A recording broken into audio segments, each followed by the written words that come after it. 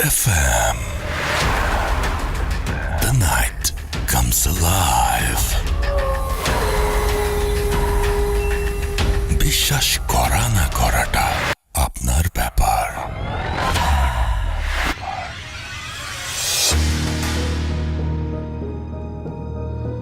ঘড়িতে সময় রাত 11:59 শুনছেন রেডিও ফুটের FM। আমি রাসেল আছি সাথে এবং আপনাদের সবাইকে স্বাগত জানাচ্ছি ফুট FM-এ। আশা করছি সবাই ভালো আছেন এবং সব সময় ভালোর দলেই আছেন। আজকের যে পুরো অবস্থাটা আমি দেখছি, মানে এই গরম, এই বৃষ্টি, এর মধ্যে কেমন আছেন সবাই অবশ্যই আমাকে জানাবেন। তবে এই মুহূর্তে যে ভালো থাকবেন সে বিষয়ে কোনো সন্দেহ নেই, কারণ ভূত FM নিয়ে অলরেডি আমি হাজির হয়ে গেছি এবং আজকে যে অতিথিরা আছেন তারা তাদের ঘটনা নিয়ে অলরেডি স্টুডিওতে আপনাদের জন্য অপেক্ষা করছেন।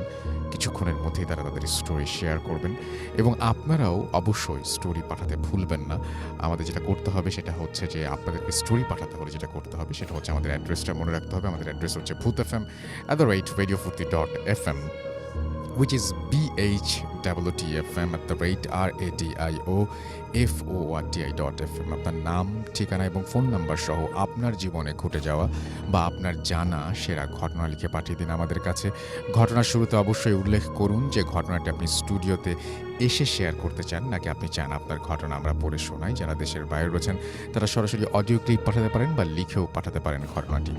আর সেই সাথে আমাদের দুটো ফেসবুক পেজ রয়েছে, www.facebook.com/radio.furti। এইখানে এসে আপনি আপনার কথা জানাতে পারেন এবং আরেকটা অ্যাড্রেস হচ্ছে www.facebook.com/bhutfm.russell। এখানে এসেও আপনি জানাতে পারেন আপনার যত কথা, আপনার কোন ঘটনাটি ভালো লাগছে, কোন ঘটনাটি ভালো লাগছে না, সব কিছু। এবং আপনার এই মতামতটা আমাদের কাছে অনেক বেশি ইম্পর্ট্যান্ট, কারণ আপনাদের জন্যই ঘটনা কালেক্ট করা হয় এবং যদি আপনারা পছন্দ না করেন তাহলে যেমন সমস্যা, তেমনি আপনারা পছন্দ যদি করেন তাহলেও আমরা বুঝতে পারবো, আমরা আপনাদের পছন্দ অপছন্দ দুটো মিলিয়ে আমরা বুঝতে পারবো কেমন ঘটনা আপনারা চান এবং আমরা সেই জন্য আবার আপনাদেরকেই বলতে পারবো যে এই ধরনের ঘটনা চাই। যেমন আজকে আমি শুরুতেই যেটা শুরু করব সেটা হচ্ছে একটা গ্রামের ঘটনা দিয়ে। আপনাদের নিশ্চয়ই মনে আছে কয়েকদিন ধরে আপনারা কন্টিনিউয়াসলি বলছিলেন যে আমরা গ্রামের ঘটনা শুনতে চাই। গ্রামের ঘটনা যদিও প্রতি এপিসোডেই কিন্তু থাকে, এমন না যে কোনো এপিসোডে গ্রামের ঘটনা মানে একেবারেই নেই, এরকম কিন্তু খুব কমই হয়। তারপরেও আপনারা যেহেতু বলেছেন, তো আজকে গ্রামের ঘটনা অবশ্যই থাকবে এবং সেই ঘটনা নিয়েই শুরু হবে আজকের ভূত FM এবং আশা করছি যে আপনারা সবাই সেটা এনজয়ও করবেন। তো কথা না বাড়িয়ে যে যেখানে আছেন সবাইকে আরও একবার স্বাগত জানিয়ে আমি যেটা করতে চাই সেটা হচ্ছে আজকের ঘটনায় চলে যেতে চাই। আর তার আগে একটু জানিয়ে দিই যে আমাদের ফেসবুকের কথা বলেছি, আমাদের ইমেইল পাঠানোর অ্যাড্রেসের কথা বলেছি এবং আমাদের যে টুইটার সেইটার কথা একটু আপনাদেরকে জানিয়ে দিই। সেটা হচ্ছে twitter.com/russell_bhutfm। এখানে যে আপনি আজকের পোস্টটা দেখতে পারবেন এবং এখানে আপনি আমাদের ফেসবুক হোক, টুইটার হোক, যেটাই হোক না কেন, আপনি আমাদের পোস্ট আমি অবশ্যই আশা করব যে আপনারা শেয়ার করবেন, লাইক দেবেন, কমেন্ট করবেন এবং জানাবেন আপনার সমস্ত কথা। আমরা চলে যাচ্ছি আমাদের প্রথম ঘটনায়। আজকের যে ঘটনাটি, সেই ঘটনাটি পাঠিয়েছেন আমাদের একজন অবশ্যই আমাদের একজন রেগুলার লিসনার এবং তিনি তার ঘটনাটি যেভাবে পাঠিয়েছেন আমি সেইভাবেই আপনাদের সামনে তুলে ধরার বা বলার চেষ্টা করছি। চলুন শুনে আসি ঘটনাটি। বিসমিল্লাহির রহমানির রহিম। যেভাবে লিখেছেন সেভাবে পড়ছি। প্রিয় রাসেল ভাই, আসসালামু আলাইকুম রহমতুল্লাহ। আশা করি ভালো আছেন আর আপনি সবসময় ভালোর দলেই থাকেন। ভূত FM-এর সকল সদস্য এবং বিশেষ করে ভূত FM টিমকে অনেক শুভেচ্ছা ও কৃতজ্ঞতা জানাই। আমার নাম মোহাম্মদ মানিক। আমি দেশের বাইরে থাকি। আমি একটা ওয়ার্ল্ড ওয়াইড মানি এক্সচেঞ্জ কোম্পানিতে ফ্যাসিলিটি অ্যাসিস্ট্যান্ট হিসেবে কাজ করছি। আমার স্থায়ী ঠিকানা কুমিল্লা জেলার দাউদকান্দি উপজেলার কোনো একটি গ্রামে। ঘটনাটি যদি ভালো লাগে তবে অনুগ্রহ করে পড়ে শোনাবেন। ঘটনাটি একদম সত্য, বিশ্বাস করা না করাটা আপনাদের ব্যাপার। এই ঘটনাটি আমার বাবার সাথে ঘটে। আমার বাবা আমাদেরকে যেভাবে বলেছেন সেভাবেই আমি তুলে ধরলাম। ঘটনাটি প্রায় 40 থেকে 42 বছর আগের ঘটনা। তখন আমার বয়স আনুমানিক 13 থেকে 14 বছর। আমাদের পারিবারিক অবস্থা খুবই খারাপ ছিল। আমার বাবা সারাদিন রোজগার করে যা পেত তা দিয়েই আমাদের সংসার চলত। তখন ছিল বর্ষাকাল, আমার বাবা তখন নৌকা চালাতো। আমি সারাদিন বন্ধুদের সাথে আড্ডা, খেলাধুলা, মানুষের গাছ থেকে তাল কাটা ইত্যাদি করে বেড়াতাম। কোনো পড়াশোনা করতাম না, কেননা আমাদের সময় এত স্কুল ছিল না।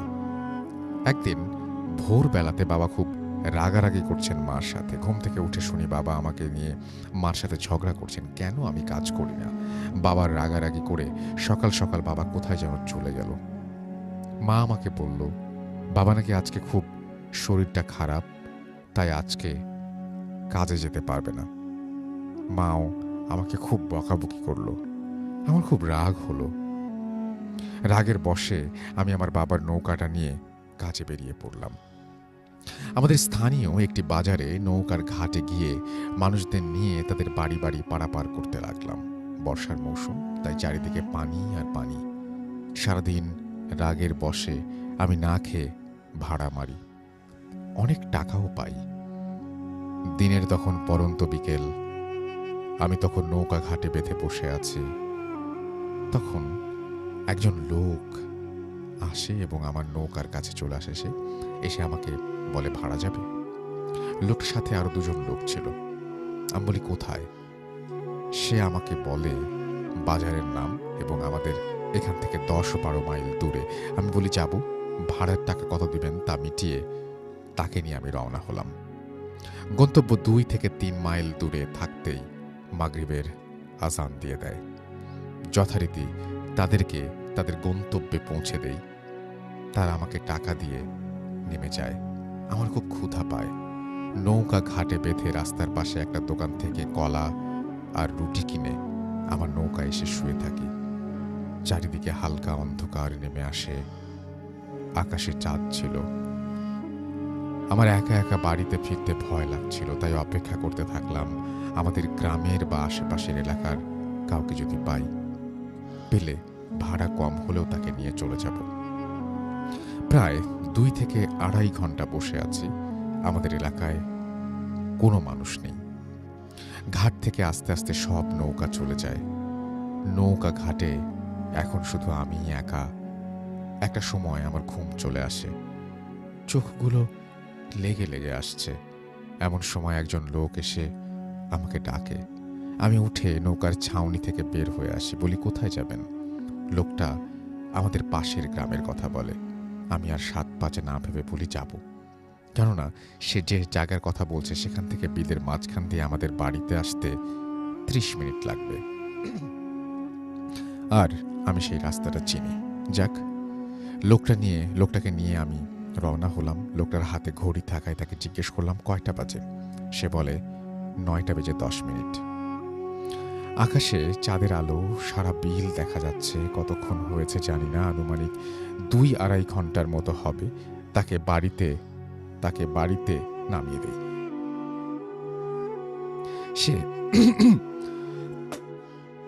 সে টাকা দিয়ে আমাকে বলে আজকে তাদের বাড়িতে থেকে যেতে।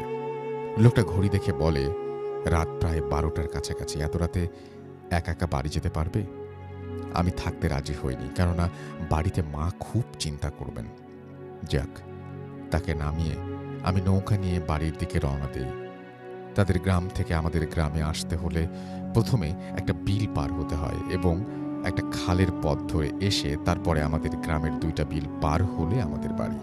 আমি নৌকা নিয়ে বিলের ধারে, পরিষ্কার কোনো আগাছা না থাকায় বেয়ে চলি। এই ধারটা খালে গিয়ে নেমেছে, আর খালের ওই পারে একটা বড় কবরস্থান। আমি উত্তর থেকে দক্ষিণ দিকে যাচ্ছি। চাঁদের আলোয় সবকিছু দেখা যায়। হালকা হালকা বাতাস বইছে। আমার ভেতর থেকে ভয় দূর করার জন্য আমি আস্তে আস্তে গান গাচ্ছি আর নৌকা বেয়ে চলছি। কিছুটা দূর থেকেই আমি দেখতে পাচ্ছি খালের ওপর পাড়ে কি যেন জ্বলছে। আমি মনে মনে চিন্তা করলাম, হয়তো খরা জালে মাছ ধরার একজনের বড় জাল, সেই জালে হয়তো লোকেরা মাছ ধরছে। আমি আরও এগিয়ে আসলাম। এখন ভালো করে খেয়াল করে দেখলাম এটা কোনো খরা জাল নয়, সাদা সাদা কাপড় পরা, অনেক লম্বা লম্বা অনেকগুলো মানুষের মতো। আমার ভয় লাগতে শুরু করে। আমি নৌকাটা থামিয়ে দেই। হঠাৎ কোথা থেকে যেন অনেক জোরে বাতাস চালু হয়ে যায়। বাতাসে ধাক্কা মেরে আমার নৌকাটা খালের এপাশে নিয়ে আসে। আমি অনেক চেষ্টা করছি থামিয়ে রাখার জন্য, কিন্তু পারছি না। ওই পারে কবরস্থানে তাকিয়ে দেখি, যা দেখে আমার সারা শরীর একদম শক্ত হয়ে যায়। আর মনে হচ্ছে এখনই বুঝি আমার মৃত্যু হবে। আমি দূর থেকে যেগুলো সাদা সাদা কাপড় পরা মানুষের মতো দেখেছি, সেগুলো মানুষ না। তারা মানুষের চাইতেও অনেক বেশি লম্বা, আর তাদের হাতের নখগুলো অনেক বড়। শুধু মানুষের মতো সাদা কাপড় পরা, এগুলোর সাথে গরুর মতো দেখতে গায়ের লোম, এবং কালো কুচকুচে মুখটা দেখতে অনেকটা হিংস্র প্রাণীর মতো। একটা কবর খুঁড়ছে তারা। আমার চোখে আমি বিশ্বাস করতে পারছি না। মনে হচ্ছে মৃত্যু আমার সামনে দাঁড়িয়ে আছে। আমি নৌকাটা বিলের পাড়ের দিকে নিয়ে যেতে চাচ্ছি, কিন্তু এত বাতাস কোথা থেকে আসলো বুঝতে পারছি না। কবরটা একদম খালের পাড়েই ছিল। আচমকা বড় বাতাস এসে আমার নৌকাটা ঠিক কবরের সাথে গিয়ে ধাক্কা খায়। আমার জন্তুগুলো আমার দিকে তাকায়। তাদের হিংস্র চোখগুলো দেখে আমি আর সহ্য করতে পারি না। আমার নৌকাতে যে বৈঠা থাকে, এটা দিয়ে আমি নৌকা থেকে নেমে আল্লাহর নাম নিয়ে জন্তুগুলোকে পিটাতে শুরু করি। মানুষের মতো দেখতে জন্তুগুলো এবং হিংস্র জন্তুগুলো এত ভয়ঙ্কর চিৎকার দিয়ে লাফিয়ে লাফিয়ে পানিতে ঝাঁপিয়ে পড়তে থাকে এবং ভয়ঙ্কর ভয়ঙ্কর আওয়াজ করতে থাকে তারা। একসময় সবগুলো মানুষরূপী প্রাণীগুলো এবং হিংস্র জন্তুগুলো পানিতে মিশে যায়। আমি কবরটার দিকে তাকিয়ে দেখি, লাশটা প্রায় কবর থেকে অর্ধেক তুলে ফেলেছে। কবরের পাশে কিছু মিষ্টির পাতিল পড়ে আছে, এগুলোতে মিষ্টিও আছে। আমার আর সাহস হয়নি লাশটাকে কবরের ভেতরে দেওয়ার।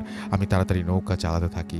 আমি নৌকা চাল নিয়ে দ্রুত সেখান থেকে চলে আসি। আমার মনে হচ্ছে নৌকার সাথে পানিতে কারা যেন চলছে। কবরস্থান থেকে 100 গজ বা তার একটু বেশি দূরে একটা খড়া জাল দেখতে পেলাম। জালটাতে লোকও আছে, মাছ ধরছে। আমি ভয়ে ভয়ে ঠিক মতো নৌকা চালাতে পারছি না। ওদিক দিয়ে যে চলে যাচ্ছে। খরা জালের কাছে আসতেই লোকটা আমাকে ডাক দেয়। লোকটার বয়স 40 থেকে 50 বছর হবে। লোকটি বলে, বাড়ি কই মাঝির? আমি ভয়ে ভয়ে আমার গ্রামের নাম বলি। আমার বাড়ির নামও জিজ্ঞেস করে। আমি তাও বলি। আমাকে লোকটা তার কাছে যেতে বলে। আমি ভয়ে ভয়ে বলি, কেন কাকা, আমার তাড়াতাড়ি বাড়িতে যেতে হবে। আমি তো আপনার জালের কোনো ক্ষতি করিনি। লোকটি অনেক ধমকের সুরে বলে তার কাছে যেতে। আমি নৌকাটা ঘুরিয়ে জালের কাছে যাই। খরা জালের মধ্যে এক ধরনের টং থাকে, বিশ্রামের ছাউনি ঘর। লোকটা টং থেকে আমার নৌকায় এসে আমাকে পানিতে নামতে বলে। আমি বলি, কেন, কি হয়েছে? লোকটি অনেক বড় বড় চোখে আমাকে ধমক দিয়ে দেয়। আমি ভয়ে পানিতে নামি। লোকটা একটা হাত ধরে রেখেছে। আমি পানিতে ডুব দিলে কেমন যেন একটা চিৎকারের আওয়াজ কানে আসতে থাকে। মনে হচ্ছে অনেকগুলো জন্তু একসাথে চিৎকার করছে। আমি ভয়ে ভয়ে তাড়াতাড়ি গোসল করে পানিতে উপরে উঠে যাই। লোকটা তার এখান থেকে একটা লুঙ্গি এনে আমাকে পরতে দেয়। তারপর আমাকে বলে, কবরস্থানে কি করছো তুমি? জবাবে আমি বলি, কিছু করার নাই তো কাকা।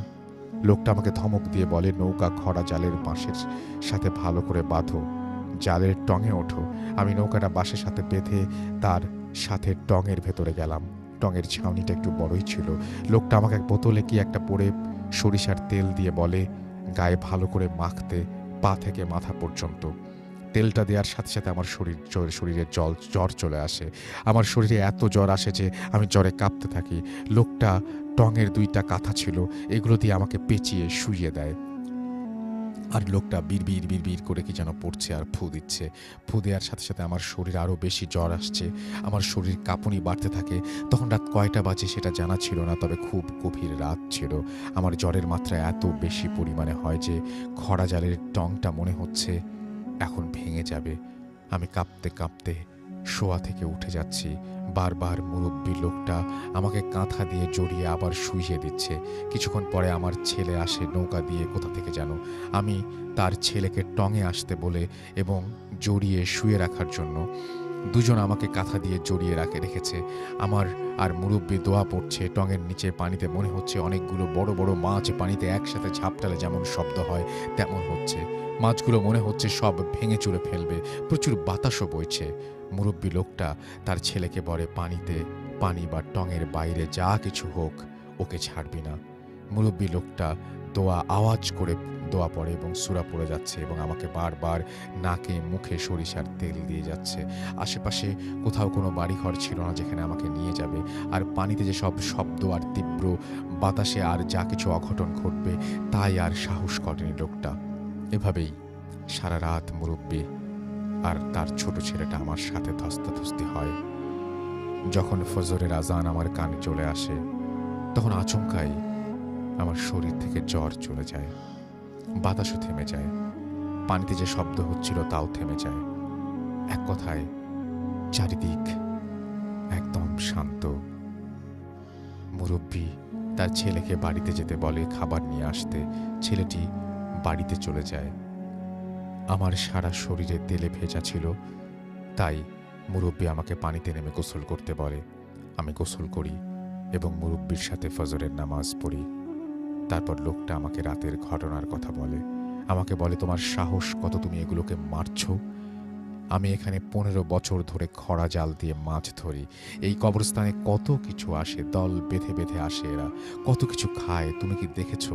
আমি প্রতিদিন এর চাইতেও অনেক বেশি দেখি। তারা আমার জালের কাছে আসে, আমার ডোলা থেকে মাছও নিয়ে যায়। আমি কিছু বলি না। তুমি যেটা দেখেছো গতকালকে সকালে এই লাশটা কবর দিয়েছে। তারা আসছে ওই লাশটা খেতে। তারা যখন আসছে আমি তখন প্রথমেই দেখেছি, কিন্তু আমি কিছু বলি না। আর তোমার সাহস কত মিয়া, তুমি এগুলোকে মারছো? তোমাকে যদি আমি ছেড়ে দিতাম তাহলে তুমি সামনের বিলটাতে গেলেই তোমাকে শেষ করে ফেলতো। পানিতে আওয়াজ শুনুনি তাদের? তোমার কপাল ভালো, বাবা মার দোয়ায় বেঁচে গেছো। আর আমি তোমার বাবা মাকে চিনি। তোমার বাবা প্রায় এখানে ভাড়া মারতে আসে। জীবনে আর কখনো এইসব জিনিসের উপরে হাত তুলবা না। কথা বলতে বলতে তখন অনেক পরিষ্কার হয়ে গেছে আকাশটা। ছেলেটা এতক্ষণে খাবার নিয়ে চলে আসে। মুরব্বি আমাকে খাবার খেতে বলে। আমি খাবারগুলো খাই। খাবার শেষ করে আমি মুরব্বি তার ছেলেকে অনেক ধন্যবাদ জানাই। আসার সময় মুরব্বি আমাকে একটা কালো সুতো পরিয়ে দিয়ে ফু দিয়ে আমার ডান হাতে বেঁধে দেয়। আমি বাসায় চলে আসি। মাকে সব ঘটনা বলি। মা আমাকে হুজুরের কাছে নিয়ে ঝাড়ফুঁক করায়। পরে আমার আর কিছু হয় না। এই ছিল আমার ঘটনা। ভালো লাগলে পড়ে শোনাবেন। বর্তমানে আমার বাবার শারীরিক অবস্থা ভালো না। সকলের কাছে দোয়া চাই যাতে আল্লাহ আমার বাবাকে সুস্থতা দান করেন। কাজের ব্যস্ততার কারণে লেখার সময় পাই না, তবুও লিখে ফেললাম। যদি কোনো ভুল হয় ক্ষমার দৃষ্টিতে দেখবেন। আমার কাছে আরও অনেক ঘটনা আছে আমার বাবার সাথে ঘটে যাওয়া। সময় হলে লিখে পাঠাবো। আর যদি দেশে যাই তবে অবশ্যই স্টুডিওতে গিয়ে আমি ঘটনা শেয়ার করব। ভালো থাকবেন। তারপরে তিনি তার ঠিকানা দিয়েছেন। বর্তমানে তিনি আছেন বাহরাইনে এবং তার ঘটনাটি আমি আপনাদের পড়ে শোনালাম। এখন যেটা করব সেটা হচ্ছে আমি কিছু আপনাদের পাঠানো যে সমস্ত আপনারা পাঠিয়েছেন, যে সমস্ত কিছু আমাদেরকে লিখেছেন সেগুলো পড়ে শোনাচ্ছি। আমি টুইটারের পেজ থেকে শুরু করি। আমি দেখতে পাচ্ছি এমডি নাহিদ, তিনি বলছেন যে তিনি এবং তার ফ্রেন্ড মাজেদ তারা শুনছেন। আমাদের সাথে আছেন শান্তা ইসলাম, লিখেছেন যে তিনি শুধুমাত্র রেডিও ফুর্তি শোনেন এবং ভূত এফএম শোনেন, শুধুমাত্র ভূত এফএমের জন্যই শোনা হয় তার। আমাদের সঙ্গে আছেন দেখতে পাচ্ছি শরীফুল ইসলাম রাজু, তিনি খুলনা থেকে শুনছেন, লিখেছেন। MNR নাইম আছেন এবং তিনি বলছেন যে তিনি ভাঙ্গুড়া থেকে আমাদের সঙ্গে আছেন। এমডি মেহেদি হাসান রোমান আমাদের সঙ্গে আছেন এবং তিনি বলছেন তার একটা ঘটনা আছে, পাঠিয়ে দিন ভূত এফএম @radiofurti.fm এই অ্যাড্রেসে, তাহলেই হবে। আমাদের সঙ্গে আছেন দেখতে পাচ্ছি আমাদের সাথে শাহেদ সরুজ এবং আমাদের সাথে আবদুল্লাহ আল তিনি বলছেন তার কমেন্ট পড়া হয় নাই, তো পড়ে ফেলাম আপনার কমেন্ট। আবদুল্লাহ আল নোমান আমাদের সঙ্গে আছেন, লিখেছেন ভালো লাগছে। আমাদের সঙ্গে আছেন এই মুহূর্তে দেখতে পাচ্ছি এছাড়াও প্রতীক, এছাড়াও গোলাম রাব্বানি আমাদের সঙ্গে আছেন এবং তিনি পঞ্চগড় থেকে শুনছেন। ইমরোজ রেজা হিমেল আমাদের সঙ্গে আছেন এবং আমাদের সঙ্গে আছেন এবং তিনি বলছেন যে এখানে কমেন্ট করলেন টুইটারে, সুতরাং সহজেই চোখে পড়বে। আজকে প্রথম কমেন্ট করলাম, দয়া করে পড়বেন, পড়ে ফেললাম। ইমতিয়াজ আহমেদ আমাদের সাথে লিখেছেন হাউ আর ইউ, আমি সবসময় ভালো থাকি এবং সবসময় ভালো ধরে। নরসিংদী থেকে আমাদের সঙ্গে আছেন MH মিশু, সোহান আমাদের সঙ্গে আছেন দেখতে পাচ্ছি। এছাড়াও বিপ্লব মাহমুদ এবং তিনি শুনছেন মেহেরপুর থেকে। অন্ত মানিক আমাদের সঙ্গে আছেন, মাদারগঞ্জ থেকে শুনছেন তিনি। মোহাম্মদ তৌফিকুর রহমান আমাদের সাথে আছেন, খুলনা থেকে শুনছেন তিনি এবং সবসময় আমাদের সাথে আছেন। স্পার্কিং মাইনুল আমাদের সঙ্গে আছেন, লিখেছেন আই লাভ ভূত এফএম। আমাদের সাথে আছেন হাসানুল মবিন এবং তিনি ভূত এফএম সবসময় শোনেন, সেটা তিনি জানিয়েছেন। তো যাই হোক, আমাদের সঙ্গে দেখতে পাচ্ছি আরও অনেকেই আছেন। আমাদের যে ফেসবুক পেজ, সেখানেও অনেকে এসে যোগ দিয়েছেন, আমাদের সঙ্গে আছেন দেখতে পাচ্ছি। আচ্ছা, নামটা পড়তে পারছি না আমি, অন্য কোনো ভাষায় লেখা। আমাদের সঙ্গে আছেন দেখতে পাচ্ছি অপসরী প্রিয়া। এছাড়াও আমাদের সঙ্গে আরও অনেকেই এই মুহূর্তে আছেন সাবিলা অরিন আমাদের সঙ্গে, এবং তিনি এখানে ঘটনা শেয়ার করেছেন। আমাদের সঙ্গে আছেন দেখতে পাচ্ছি। এছাড়াও যাদব বর্মন আছেন আমাদের সাথে, সোহানা মেহজাবিন এবং আমাদের সঙ্গে আছেন দেখতে পাচ্ছি। এছাড়াও নাবিল ইসমাতহার হিমু আমাদের সঙ্গে আছেন দেখতে পাচ্ছি। এছাড়াও জিহাদ, এছাড়াও সাদিয়া নওরিন আমাদের সঙ্গে আছেন। মিসকাত আহমেদ আমাদের সঙ্গে আছেন সোহেল পাটোয়ারি। এছাড়াও শাহিন মেহরা আমাদের সঙ্গে আছেন। নন্দিতা দাস আমাদের সঙ্গে আছেন এবং কলকাতা থেকে শুনছেন, এবং আমি যদি ভুল না করে থাকি তাহলে তিনি আমাদের রেগুলার ঘটনাও পাঠিয়ে থাকেন। আমাদের সঙ্গে আছেন দেখতে পাচ্ছি দুরন্ত সজীব হুসাইন। RH শিশির আমাদের সঙ্গে আছেন মাহমুদুল হাসান। এছাড়াও মিরাজ খান আমাদের সঙ্গে আছেন। দিন মোহাম্মদ বর্ণ আমাদের সঙ্গে আছেন। তাহিয়া শারমিন স্বর্ণা আমাদের সঙ্গে আছেন। অনির্বাণ বাঁধন আমাদের সঙ্গে আছেন শেখ মোহাম্মদ আসিফ। এছাড়াও আমাদের সঙ্গে আছেন দেখতে পাচ্ছি MI মুন্না, AS শাহেদ হোসেন আমাদের সঙ্গে আছেন। অরূপ দাস আমাদের সঙ্গে আছেন দেখতে পাচ্ছি। এছাড়াও ইয়ার মহিন, এছাড়াও আমাদের সঙ্গে আছেন তাওহিদ ইসলাম হাবিব, আব্দুর গফুর জিতু আমাদের সঙ্গে আছেন। BK আজমল আমাদের সঙ্গে আছেন। আরিয়ান আর অর্পণা আমাদের সঙ্গে আছেন। আমাদের যে রেডিও ফুর্তির পেজটা, সেখানেও অনেকে এই মুহূর্তে আমাদের সঙ্গে আছেন এবং আমি দেখতে পাচ্ছি যে সবাই কমেন্ট করছেন এবং জানাচ্ছেন কী অবস্থা। আমাদের সঙ্গে কাউসার মোহাম্মদ আমাদের সঙ্গে আছেন। রতন আহমেদ আমাদের সঙ্গে আছেন এবং তারা সব বন্ধুরা মিলে শুনছেন এবং তাদের ছবিও আপলোড করেছেন এখানে। আমাদের সঙ্গে আছেন দেখতে পাচ্ছি তাসমিয়া খাতুন তমা আমাদের সঙ্গে আছেন দেখতে পাচ্ছি। MD মুকসাদ হাসান, এছাড়াও অপসরী আমাদের সাথে আছেন রাফিদুল ইসলাম। এছাড়াও নুজাইফা নুহা আমাদের সঙ্গে আছেন দেখতে পাচ্ছি। এছাড়াও আরও অনেকে, RSM দিদার আমাদের সঙ্গে আছেন। মুস্তাক আহমেদ অপু আমাদের সঙ্গে আছেন, এয়ারপোর্ট থেকে শুনছেন তিনি। রিশাদ আহমেদ মনির আমাদের সঙ্গে আছেন। নাদিয়া মিম আমাদের সঙ্গে আছেন এবং তিনি জিজ্ঞেস করেছেন কেমন আছি। কুষ্টিয়া থেকে শুনছেন। আমি সবসময় ভালো থাকি, সবসময় ভালোর দলে। ফিরোজ মল্লিক আমাদের সঙ্গে আছেন। MD আবিদ তালুকদার আমাদের সঙ্গে আছেন দেখতে পাচ্ছি। আবু রাহি আছেন। জেরি শাওন, এছাড়াও TD দাড়ি আমাদের সাথে আছেন। আফনান ইমন আমাদের সাথে আছেন আরও অনেকেই। থ্যাংক ইউ ভেরি মাচ আমাদের সঙ্গে থাকার জন্য, এবং আশা করছি যে আপনারা সবাই পুরোটা সময় আমাদের সঙ্গে থাকবেন। একটা খবর জানিয়ে দিই, আর সেটা হচ্ছে যে finally the time is here, the big cat will be coming out of that box. Thank you so much for all messages and congratulations to all the lucky winners out there. So guys, আমার যেটা মনে হয় যে আর মাত্র 3টা দিন আছে, 3 days to go, right? And I'm super excited about the launch of the leading sports brand in the world, Puma, এবং Puma's first ever store in Bangladesh. I'm super excited, honestly speaking, and that's right, at Bonani 11 on 7th of April. I'm going to be there, এবং আপনি যাচ্ছেন কিনা সেটা অবশ্যই জানেন। I'm really super excited, এবং স্পোর্টসের যা কিছু আছে সব কিছু আমার কাছে অনেক ভালো লাগে, এবং পুমার আমি অনেক বেশি, আমার কাছে এটা ইন্টারেস্টিং লাগে। যাই হোক, আমার মনে হয় যে আপনারা অবশ্যই আমাদের সাথে এসে বনানী 11-এ একবার খোঁজ নিয়ে দেখবেন, এবং আমাদের ফেসবুক পেজে আপনি ভিজিট করতে পারেন। আমি যেটা এখন করব সেটা হচ্ছে আমাদের প্রথম অতিথির কাছে চলে যাব, তার কাছে একটা ঘটনা শুনে আসবো। আপনার নামটা আপনি প্লিজ একটু আমাদেরকে বলবেন, এবং তারপরে আপনার ঘটনায় যাব আমরা। জি, আসসালামু আলাইকুম। ওয়ালাইকুম আসসালাম। আমি মোহাম্মদ মোস্তাফিজুর রহমান রোমেল, এসেছি পুরান ঢাকা লালবাগ থেকে। ওকে, আমার সাথে ঘটে যাওয়া বেশ কিছু ঘটনা আছে, সেখান থেকে আমি একটি ঘটনা আপনাদের সাথে শেয়ার করব আজকে। জি, সেটা হচ্ছে আমার সামনেই ঘটে যাওয়া ঘটনাটি। আমি সরাসরি চলে যাচ্ছি আমার ঘটনায়। জি, ঘটনাটি ঘটে আমার মামির সাথে, সেখানেই আমি ছিলাম উপস্থিত। সেই ঘটনাটাই আমি আজকে আপনাদের সাথে শেয়ার করছি। জি। স্বাভাবিকভাবেই কর্মদিবস ছিল সেদিন। আমি অফিস থেকে বাসায় ফিরি। আমার বাসা থেকে মামার বাসা কাছেই, জাস্ট একটা রাস্তার দূরত্ব। আহ, অফিস থেকে আসার পর মা বলল, তোর মামা ফোন করেছিল, ওনাকে একটু কল দে, জরুরি কিছু বিষয় মনে হয়, একটু কল দিতে বলেছে আচ্ছা। জরুরিভাবে। তো আমি ফোন দিলাম মামাকে, হাত মুখ ধুয়েই। মা বললো, তুই একটু তাড়াতাড়ি পারলে এখনই চলে আয়, তোর সাথে একটু কাজ আছে। জি। তো আমি চলে গেলাম, সাথে সাথেই মাকে বলে গেলাম আমি মামার এখানে যাচ্ছি, এটুকু বলে আমি বের হয়ে গেলাম। মামা উপরে গিয়ে মামার সাথে দেখা করলাম। মামা আমাকে তার ড্রয়িং রুমে নিয়ে গেলেন। স্বাভাবিকভাবে একটু বললেন যে তোর মামির সাথে কিছুদিন যাবৎ একটু কেমন যেন আচরণ করছে, হুম। তো একটু তোর কি একটু দরকার। আমি বললাম, কি ঘটনা মামা, আমাকে একটু বুঝিয়ে বলেন, তাহলে আমি দেখি আপনার কোনো হেল্প বা কোনো কিছু করতে পারি কিনা। রাইট। তো বললো, তোর মামি কিছুদিন যাবৎ দেখছি কেমন যেন আচরণ করছেন, জি। হঠাৎ করে রেগে যায়, কথা ঠিক মতো বলে না, চোখগুলো কেমন যেন হয়, আর স্বাভাবিক খাবার খাওয়া ছেড়ে অন্যরকম কিছু খেতে চায়, যেগুলো মানুষ খাওয়ার যোগ্য না, এরকম কিছু। আচ্ছা। আমি বললাম, কেমন? বললো যে এমন তো কিছু না, তেমন তো কিছু দেখিনি, তবে কয়লা খেতে চায় বারবার। কয়লা?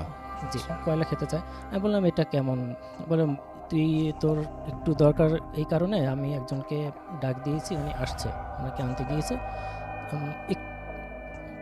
আমাকে আনতে গিয়েছে, একটু অপেক্ষা কর, উনি চলে আসবে, চলে আসলে ওনার সাথে আমি থাকবো, তুই যা শুধু আমার সাথে একটু সঙ্গ দিস, এই জি। আরটুকু না, আমি একটু ভয় পাচ্ছি তো বিষয়টুকু। আমি বললাম, ঠিক আছে মামা, সমস্যা নেই, আসুক। তো এর মাঝে আমি মামির রুমে গেলাম, মামিকে দেখি যে না, উনি স্বাভাবিকই আছেন, আরও বেশ কিছু গেস্ট এসে পড়ছেন ওনাকে দেখার জন্য। তাই আমি বললাম, মামা মামি তো দেখি যে ঠিকই আছেন। বললো, ঠিক আছে, ঠিক আছে, এখন ঠিক আছে, কিন্তু একটু পর দেখবি চেঞ্জ হয়ে গেছে। এমন কেমন? বললো, তুই সামনে একটু কয়লাইনে ধর, দেখ চেঞ্জ হয়ে যাবে। আমি বললাম, না তাহলে থাক, যাকে ডাক দিয়েছেন উনি আসুক, ওনার সাথেই না হয় আমি দেখবো না বাকিটুকু। হুম। তো কিছুক্ষণের মধ্যে তান্ত্রিক টাইপের একজন লোক আসছেন। স্বাভাবিকভাবে নর্মালি যেরকম তান্ত্রিক থাকে, লম্বা জব্বা পরা, কালো রঙের, মাথায় জট বাঁধা চুল, গলায় মোটা ধরনের একটু মালার ধরন। দেখে একটু ভয় পেলাম আমি, যে আসলে সরাসরি কখনো এরকম দেখিনি, তো কোথাও যাইনি এরকম, তো একটু ভয় পেলাম। তখন মামা তান্ত্রিককে সব কিছু খুলে বললেন যে উনি এরকম আচরণ করছে, জাস্ট ওনাকে কী করা যায়। তো তান্ত্রিক বলল, আসলে আমার তো আসনে বসতে হবে, বসে তারপরে আমি পুরো বিষয়টা উপলব্ধি করে তারপরে আমি কি সমাধান দেওয়া যায় সেটা আমি দিব।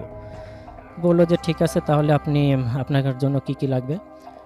বললো যে আপাতত তুই কয়েক 5 পদের মিষ্টি আন, একটু দামি ধরনের মিষ্টি আনতে হবে, আর কিছু গোলাপ জল, আগরবাতি, মোমবাতি আর ফুলের মালা। আচ্ছা। এগুলো একটু জোগাড় কর, আমি এর মধ্যে আমি আমার প্রস্তুতি সম্পন্ন করছি। জি। তো সেগুলো আনার জন্য একজন লোক চলে গিয়েছেন, কিছুক্ষণের মধ্যে এগুলো নিয়ে আসলেন। নিয়ে এসে আলাদা একটা রুমে নিচে ওনারই নিয়ে আসা একটা কাপড়, আসনের মতো, উনি সেটা বিছালেন। আর যে দ্রব্যগুলো এনেছেন, মিষ্টি বা আদার্স যে জিনিসগুলো, সেগুলো উনি মোটামুটি সাজানোর পর আমাকে এবং মামাকে, আর সাথে আরেকজন মামার ফ্রেন্ড ছিলেন, ওনাকে বলেন, আমি সব কিছু তৈরি করেছি, এখন আমি আসনে বসবো। আসনে বসার পর আমার সাথে যা ঘটবে সেটা আমার সাথেই ঘটবে, আপনাদের ভয় পাওয়ার কিছু নেই। আচ্ছা। জাস্ট শুধু আপনাদের জায়গাটুকুতেই থাকবেন, আর আমাকে টাচ করারও দরকার নেই, আমাকে ধরারও কিছু দরকার নেই। আমি যদি পড়েও যাই, জাস্ট শুধু আমাকে একটু তুলে দেবেন, আর কিছু লাগবে না। মা বলল যে ঠিক আছে।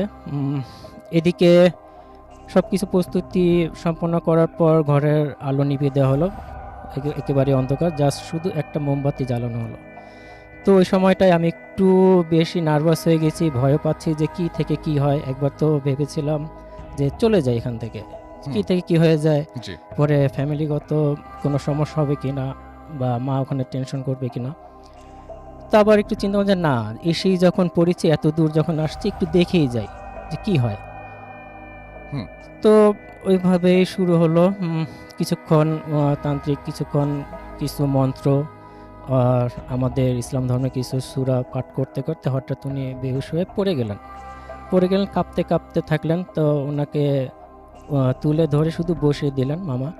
বসিয়ে দেওয়ার পর ওনার কণ্ঠস্বরও চেঞ্জ হয়ে গেল। তো উনি তখন অন্য একটা কণ্ঠে বলল যে তুই কে, তুই কে, কোথা থেকে আসছিস, কি করছিস, কেন আসছিস এখানে, কি চাস তুই এখানে। তো আরেকটা কণ্ঠস্বরে, তান্ত্রিকই কণ্ঠস্বর তখন দুই ধরনের হলো। এটা বলার পর চিকন ধরনের একটা কণ্ঠস্বর বলল যে আমি অমুক শ্মশান ঘাটে ওখানে যাচ্ছিলাম জি সন্ধ্যার আজানের সময়, ওখানে জি। যাচ্ছিলাম, ওনাকে দেখলাম জানালার পাশে চুল শুকাচ্ছিল। জি তো আমাকে ওই ইয়েটা দেখে ওনাকে আমার পছন্দ হলো, তাই ওনার উপর আমি ভর করেছি। তো আমি ওনাকে আপাতত ছাড়ছি না, আমি ওর সাথেই থাকবো। তো জি। তান্ত্রিক বলে যে না, তুই তোর সাথে থাকতে পারবি না, ওকে তো ছেড়ে দিতে হবে। জি তো চিকন সুরে বললো যে না, ওকে তো আমি কোনোভাবেই ছাড়বো না, পারলে তুই যা পারিস তুই কর, তুই তোর কাজ করে যা। হুম হুম। তো বললো ঠিক আছে, তোকে আমি ভালোভাবেই বললাম, তুই তো যাবি না, ঠিক আছে। ওদিকে তান্ত্রিক আসনে বসার আগে বলে গিয়েছিলেন যে মামিকে যেন শক্তভাবে ধরে রাখা হয়, কোনোভাবে যেন ওনার হাত পা ছেড়ে দেওয়া না হয়। ছেড়ে দিলে হয়তো এই রুমে যে আসন বাঁধা হয়েছে সেখানে এসে পড়লে সব কিছু ওলটপালট হয়ে যাবে। আর হাতের কেনি আঙ্গুলটা খুব জোরে চাপ দিয়ে ধরে রাখতে বলছিল, ওটা ধরলে নাকি শক্তিটা কমে যায় তাদের। তো এই বলার পর কার্যক্রম শুরু হওয়ার পর বলছে তোকে যেতে হবে, তুই কি চাস, তাহলে তুই কি দিলে তুই যাবি সেটা বল, সত্যি করে বল, তুই কি দিলে তুই যাবি। তো বলছে অনেক চিন্তা ভাবনা করার পর চিকন সুরে আবারও তান্ত্রিকের গলা থেকে আওয়াজ আসলো, কণ্ঠস্বর ভেসে আসলো যে তাহলে আমি যাব, আমাকে কিছু দিতে হবে, সেটার মধ্যে হচ্ছে 2টা বড় ধরনের খাসি দিতে হবে, হুম। কিছু মিষ্টি দিতে হবে, আর কিছু জিনিসের নাম বললো, সেটা আমার এই মুহূর্তে ঠিক মনে আসছে না। জি বলে এগুলো দিলে আমি ওকে হয়তো ছেড়ে চলে যাব। তখন মা বললো আমি তো এগুলো দিতে পারবো না, আমার তো এত অর্থ করি নেই, তোকে 2টা খাসি দিব, তুই অন্য কোনো কিছুতে যাবি কিনা সেটা বল। আচ্ছা, তারপর কি হলো আমাকে একটু বলে ফেলেন। জি তারপরে বলে ঠিক আছে, এরকম বাকবিতন্ড করার পর উনি বললেন যে ঠিক আছে, তাহলে এত কিছু যখন দিতে পারবে না, তাহলে তুই আমাকে 2টা খাসি মোরগ দিবি আর কিছু পদের মিষ্টি দিবি, এগুলো নিয়ে শ্মশান ঘাটে, আমি একটা জায়গার নাম বলবো, শ্মশান ঘাটে সেখানে রেখে আসতে হবে মাঝরাতে। জি তো বললো ঠিক আছে, মামা বললো ঠিক আছে, আমি রেখে যাব, তুই যাবি, চলে যা।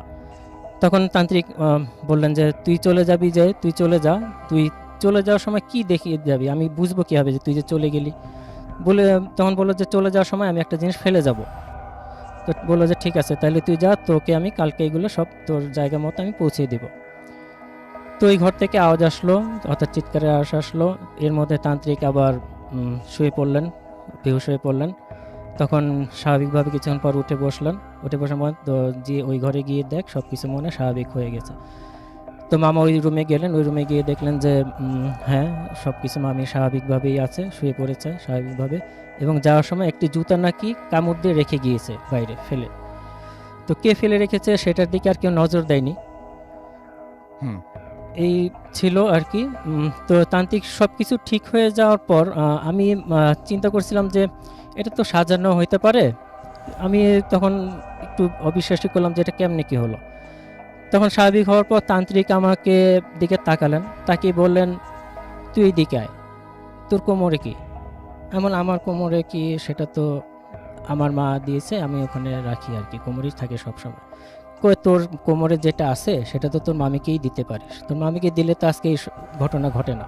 এবং তুই তো তোর মামাকে বলতে এটা তার পারিস। জানার কথা না, রাইট? জি, এটা আমি সেখানে আমি অবাক হয়েছি যে আমার কোমরে কি আছে সেটা তো ওনার জানার কথা না। আর ওনার সাথে আমার দেখাই হয়েছে সেই দিন প্রথম, জি। এর আগে কোথাও দেখা হয়নি, এর আগে কোনো কথাবার্তাও হয়নি।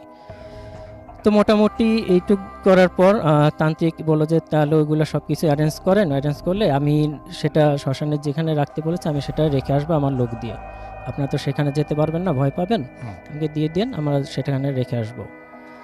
এরপর উনি 4টা তাবিজের মতো দিলেন, বলেন যে 4টা 4 কোণার ঘরের 4 কোণায় দিয়ে দিতে, তাহলে আপাতত ঘরটা বন্ধ থাকবে, মামিরও কোনো সমস্যা হবে না। মোটামুটি এই ছিল আমার দেখা ঘটনাটি, অনেক যেটা ধন্যবাদ আপনাদের সাথে আপনাকে। শেয়ার করলাম। অনেক ধন্যবাদ আপনাকে। আমরা ছোট্ট একটা বিরতি নেব এবং বিরতির পরে আবারও ফিরে আসবো। সেই পর্যন্ত আশা করছি আমাদের সঙ্গে থাকবেন। স্টে টিউনড টু রেডিও ফুর্তি FM অ্যান্ড ডু ফুর্তি। ফুর্তি ভূত FM. The night comes alive. বিশ্বাস করা না করাটা আপনার ব্যাপার।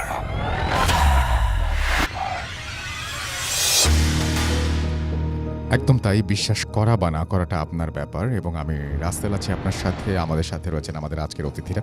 আমরা একটা জিনিস করি, আজকে আমাদের যে টুইটারে যে পেজটা রয়েছে সেখানে আপনারা চাইলে এখানে আপনারা চাইলে আপনাদের প্রবলেম যা আছে, কোনো কোয়েশ্চেন যদি থাকে সেটা আপনারা লিখে পাঠাতে পারেন। আমাদের এখানে হাফেজ মাইনুদ্দিন ভাই আছেন, তিনি তার মতো করে হয়তো কোনো একটা সময়ে আজকে উত্তর দেওয়ার চেষ্টা করবেন। তো আপনারা টুইটারে অ্যাকাউন্ট আমাদের যে পেজটা রয়েছে সেই পেজটা এসে আপনারা লিখতে পারেন কিন্তু। তো আমি এখন যেটা করব সেটা হচ্ছে সরাসরি চলে যাবো হাফেজ মাইনুদ্দিন ভাইয়ের কাছে। রিসেন্টলি তার সাথে একটা ঘটনা তিনি এক্সপেরিয়েন্স করেছেন, যেটা তিনি আমাদের সাথে শেয়ার করবেন। চলুন শুনে আসি তার কাছ থেকেই। মাইনুদ্দিন ভাই কেমন আছেন? আসসালামু আলাইকুম। ওয়ালাইকুম আসসালাম। আলহামদুলিল্লাহ ভালো আছি। আমি আজকে যে ঘটনাটা শেয়ার করতে যাচ্ছি সেটা অল্প কদিনেরই। একটা মাদ্রাসার মেয়ে ও ওজিফা একটা বই থেকে জিন কিভাবে হাজির করতে হয় সেই আমলটা সে করছে। সে যখন বইটাতে দেখছে জিন হাজির করার আমলটা, তখন তোর ওর ভিতরে একটা আগ্রহ জন্মে যে জিন হাজির করবে। তো প্রায় 1 মাস 1.5 মাস ওই আমলটা করেছিল, কিন্তু তার কোনো অনুভূতি আসে নাই। সে ব্যর্থ হয়েছিল, সে কিছুই দেখতে পারে নাই, সে ভুলেও গেছে। তো বিশেষ ঘটনা হয় 6-7 মাস পর, যা এখন বর্তমানে ওর অবস্থা।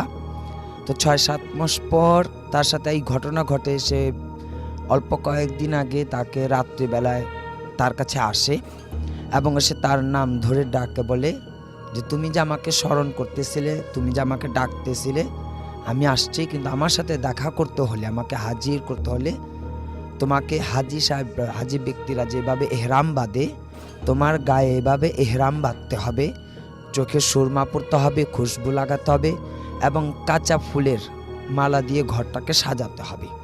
তারপরে আমি তোমার সাথে দেখা এবং হাজির নাজির কাছে থাকবো। তো এইগুলো যখন প্রায় ওকে দেখাতো, ওর বাবা মাকে সেইগুলো বলতো, ভয় পেত, কিন্তু সেইগুলো কখনো করেনি। হেরাম বাঁধে নাই, কোনো কিছুই সে করে না, কেননা এগুলো করবে না, এতটা ওর জন্য কঠিন ছিল এগুলো করাটা, এই জন্য সে করে নাই। তো বেশ কয়েকদিন বলার পর সে যখন দেখে এগুলো করে না, তখন সে এখন সেই জিনটা তাকে আঘাত করে। সে মাঝে সাঝে প্রায় দেখে যে যখন ও ঘুমাতে যায়, তার বালিশ থেকে হাত বের করে ওকে আঁচড় দেয়, দুপাশ থেকে 2টা হাত বের করে এবং তাকে খুব আঁচড় দিতে থাকে, মারতে থাকে, আঘাত করতে থাকে।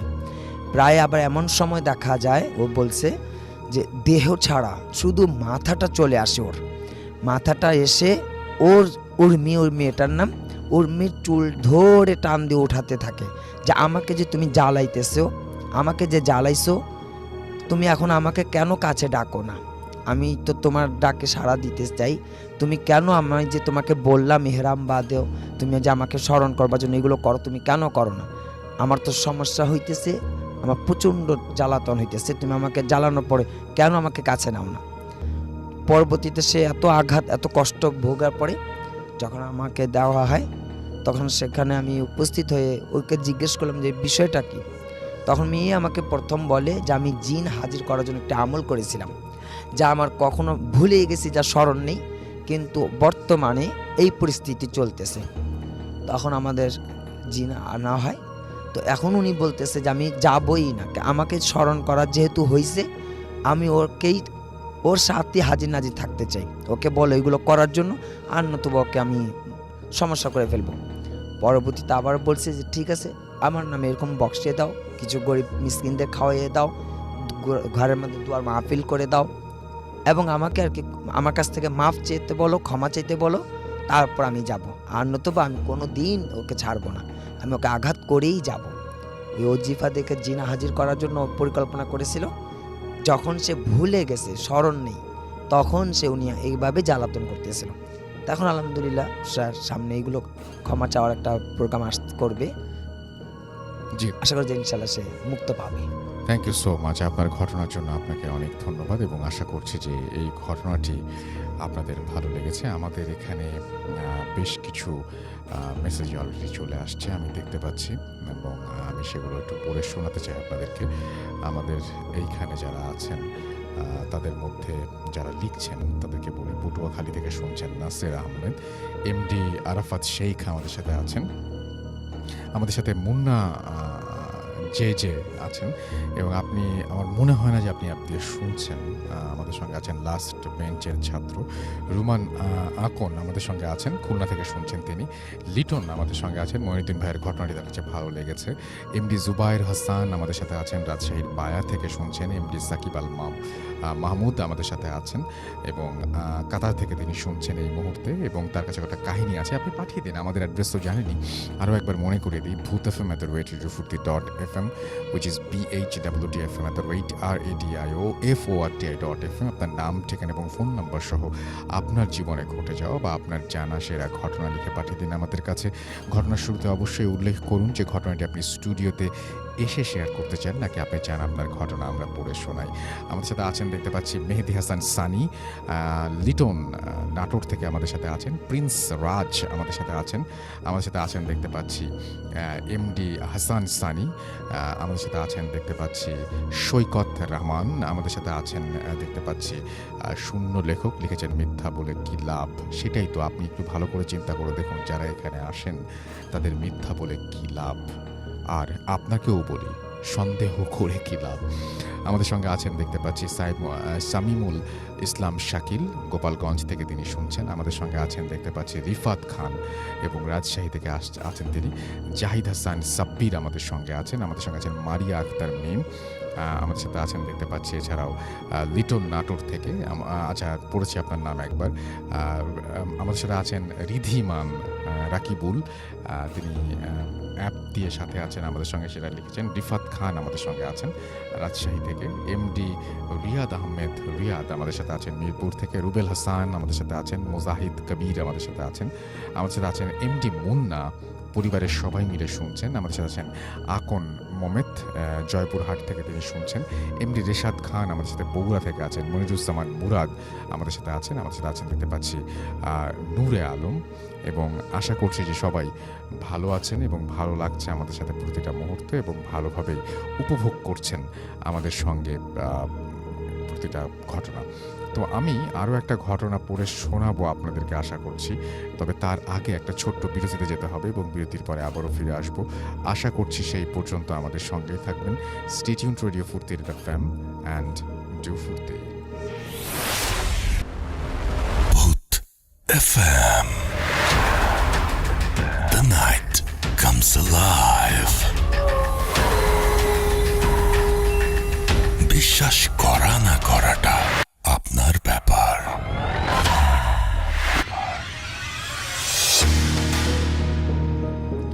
ইয়েস, বিশ্বাস করা বা না করাটা কমপ্লিটলি আপনার ব্যাপার। আপনি শুনছেন রেডিও ফুর্তি FM। আমি রাসেল আছি সাথে, আমার সাথে আছেন আমাদের আজকের অতিথিরা, এবং আশা করছি যে আপনারা সবাই এখন পর্যন্ত যে কটা ঘটনা হয়েছে তা এনজয় করেছেন। এখন যেটা করব সেটা হচ্ছে আরও একটা ঘটনা শোনাবো, তবে এই ঘটনাটা আমি ইমেইলে পেয়েছি এবং সেই ইমেইলের ঘটনাটি আপনাদেরকে পড়ে শোনাচ্ছি। ঠিক যেভাবে লিখেছেন সেভাবেই পড়ে শোনার চেষ্টা করছি। চলে যাচ্ছে ঘটনায়। একটু বড়ই আছে ঘটনাটি, আশা করছি শুনে আপনাদের ভালো লাগবে। প্রিয় রাসেল ভাই, আশা করি খোদার অশেষ রহমতে ভালোই আছেন। জানি ভালো থাকেন, তাই আর জানতে চাইলাম না আপনি কেমন আছেন। আমি নিয়মিত একজন শ্রোতা, অনেকদিন ধরেই আমারও আমার পরিবারের সাথে ঘটে যাওয়া কিছু ঘটনা শেয়ার করব ভেবেও সময় ও সুযোগের অভাবে সেটা হয়ে উঠছে না। ঘটনাগুলো হয়তো খুব ভুতুড়ে না মনে হলেও আমি ও আমার পরিবারের ওপর অনেক বড় দাগ রেখে যাওয়া কিছু স্মৃতি। যাই হোক, কথা না বাড়িয়ে ঘটনা শুরু করা যাক। পূর্বেই বলে রাখা ভালো, আমাদের পরিবারের সাথে ঘটে যাওয়া এই ঘটনাটা অনেকগুলো দুর্ঘটনার সমষ্টি। যশোর জেলার অভয়নগর থানার নোয়াপাড়া পৌরসভার কোনো এক জায়গায় আমাদের গ্রামের বাসা। ছোটবেলা থেকেই আমার বাবা ছিলেন অনেক সাহসী এবং বেপরোয়া। 1980 সালে আমার বাবা ও আম্মার বিয়ে হয়। ঘটনা শুরু অনেকটা তখন থেকেই। বলে রাখা ভালো, পৈতৃক সূত্রে আমার দাদুর অনেক জায়গা জমি ছিল এবং আমার বাবা বিয়ের পর দাদুর থেকে কোনো এক কারণে আলাদা হয়ে যায় এবং দাদুর সীমানার একেবারে শেষের দিকে বাসা বাড়ি তৈরি করে। যদিও আমার বাবা তখন বাড়ি বানাতে শুরু করেন, তখন তার দাদিরা তাকে ওইখানে থাকতে নিষেধ করেন, কারণ জায়গাটা ছিল ভুতুড়ে এবং বিপদ সংকুল। কিন্তু বেপরোয়া ও সাহসী হবার কারণে বাবা কারো কথা তোয়াক্কা না করে ঘর তোলেন। আমার দাদার মুখে শুনেছি যে আমাদের বাড়ির সামনে দিয়ে কোনো এক আমলে এক নদী ছিল এবং আমাদের বাড়ির ওইখানে ছিল শ্মশানঘাট। আশ্চর্যজনক হলেও সত্য যে এখনও ওখানকার সকল পুকুরগুলো একই সারিতে আছে এবং একইভাবে ভৈরব নদীতে মিশেছে। যাই হোক, ওখানে এক শিমুল গাছ ছিল শুনেছি, যেটা ছিল অনেক বড় এবং পুরনো, এবং তার নিচ থেকে নাকি বিভিন্ন সময় বিভিন্ন খাবারের গন্ধ পাওয়া যেত। যাই হোক, বাড়িতে থাকা শুরু করার পর থেকে আব্বু এবং আম্মু অনেক অদ্ভুত ও ভুতুড়ে ঘটনার সম্মুখীন হয়। যেমন কখনো রাতে বাইরে বেরোলে দেখতে পেত বিশাল সাইজের কালো গরু অনেক বড় উঁচু উঁচু গাছের মগডাল ভেঙে পাতা খাচ্ছে। কখনো বা ছায়ামূর্তি রান্নাঘরে মাছ ভাজির সময় জানালা দিয়ে কেউ হয়তো বা যাচ্ছে ইত্যাদি। ঘটনাগুলো অদ্ভুত শোনা গেলেও এটাই সত্যি। এবার প্রকৃত ঘটনায় আসি। পূর্বে উল্লেখ করেছি শিমুল গাছটি আমাদের অনেক ক্ষতি করত, যেমন ওটার জন্য নিচে পুকুরের ছায়া পড়ত, যেটা পুকুরে মাছ চাষের অন্তরায় হয়ে দাঁড়ায় এবং অনেকগুলো গাছেরও ক্ষতি করত। এরকম নানাবিধ কারণে স্থান সংকুলন না হওয়ায় আব্বু সিদ্ধান্ত নিয়েছিলেন যে গাছটা কেটে ফেলবেন। কিন্তু বাবা যখন গাছটি বিক্রি করে দেন, তখন এক রাতে সুবহে সাদিকের সময় তিনি উপলব্ধি করেন কে যেন তার জানালার কাছে এসে ভারী কণ্ঠে বলে, গাছটি কাটিস না, তোর অমঙ্গল হবে। এই কথা শোনার পর, যেহেতু গাছটি ছিল অনেক পুরনো, তাই তিনি আমার দূর সম্পর্কের এক দাদু, যিনি পেশায় ফকির, তার কাছে যান এই খবর নিতে যে গাছটি কাটলে কোনো ক্ষতি হবে কিনা। কিন্তু তিনি জানেন না। তিনি জানান যে তিনি জিনের মারফত জানতে পেরেছেন পাশে আরো অনেক বড় বড় শিশু গাছ আছে, সুতরাং কোনো প্রবলেম হবে না। যেই শোনা সেই কাজ। গাছটি কাঠুরিয়া যখন কাটা আরম্ভ করে, সেখান থেকেই ঘটনা শুরু আমাদের পরিবারের সাথে। বলে রাখা ভালো, আমরা ছিলাম 2 ভাই ও 2 বোন। আমার ছোট বোন, আমি সবার ছোট, এবং তখন আমি জন্মগ্রহণ করি নাই। আমার বড় ভাইয়ের বয়স ছিল মাত্র 8 মাস। গাছ কাটা মাত্রই আমার বড় ভাই ও আব্বুর মারাত্মক অসুস্থ হওয়া শুরু হয় এবং অনেক কষ্টে তারা সুস্থ হন। কিন্তু ঘটনা এখানে শেষ হয়ে যায় না। তখন থেকেই একটার পর একটা ঘটনা ঘটতে থাকে আমাদের পরিবারের সাথে। যেমন ছোট অবস্থায় আমার বড় ভাইয়া একদিন পানিতে পড়ে যায়, যদিও ঘরে পরিবারের লোকজন তাকে উদ্ধার করে। তারপর একদিন সে সবেমাত্র দাঁড়াতে পারে, তখন দেখা যায় সে খেলা করছে আর তার সামনে অনেক বড় একটা সাপ, যদিও তাকে কামড় দেয় নাই, এবং পরিবারের লোকজন দেখা মাত্রই সাপটি চলে যায়। আরেকটু হলে সে কয়েকবার গাছ থেকে পড়ে যায় এবং তখন সে বলে কে যেন তাকে ধাক্কা দিয়ে গাছ থেকে ফেলে দিয়েছে। এরকমই চলতে থাকে। এরপর ভাইয়া যখন 7 বছর বয়স, আমি জন্মগ্রহণ করি এবং ছোটবেলা থেকে আমিও অদ্ভুত কিছু জিনিস লক্ষ্য করতাম। যেমন আমি অহেতুক ভয় পেতাম। বিশেষ করে আমি একা ঘুমালেই অদ্ভুত কিছু স্বপ্ন দেখতাম, যেখানে আমাকে টেনে নিয়ে যাওয়া হতো। আমি উপলব্ধি করতাম, কিন্তু আসলে আমি ঘরেই থাকতাম। আমি গভীর রাতে যখনই উঠতাম, তখনই কিছু ছায়ামূর্তির আনাগোনা লক্ষ্য করতাম আমাদের চারপাশেই।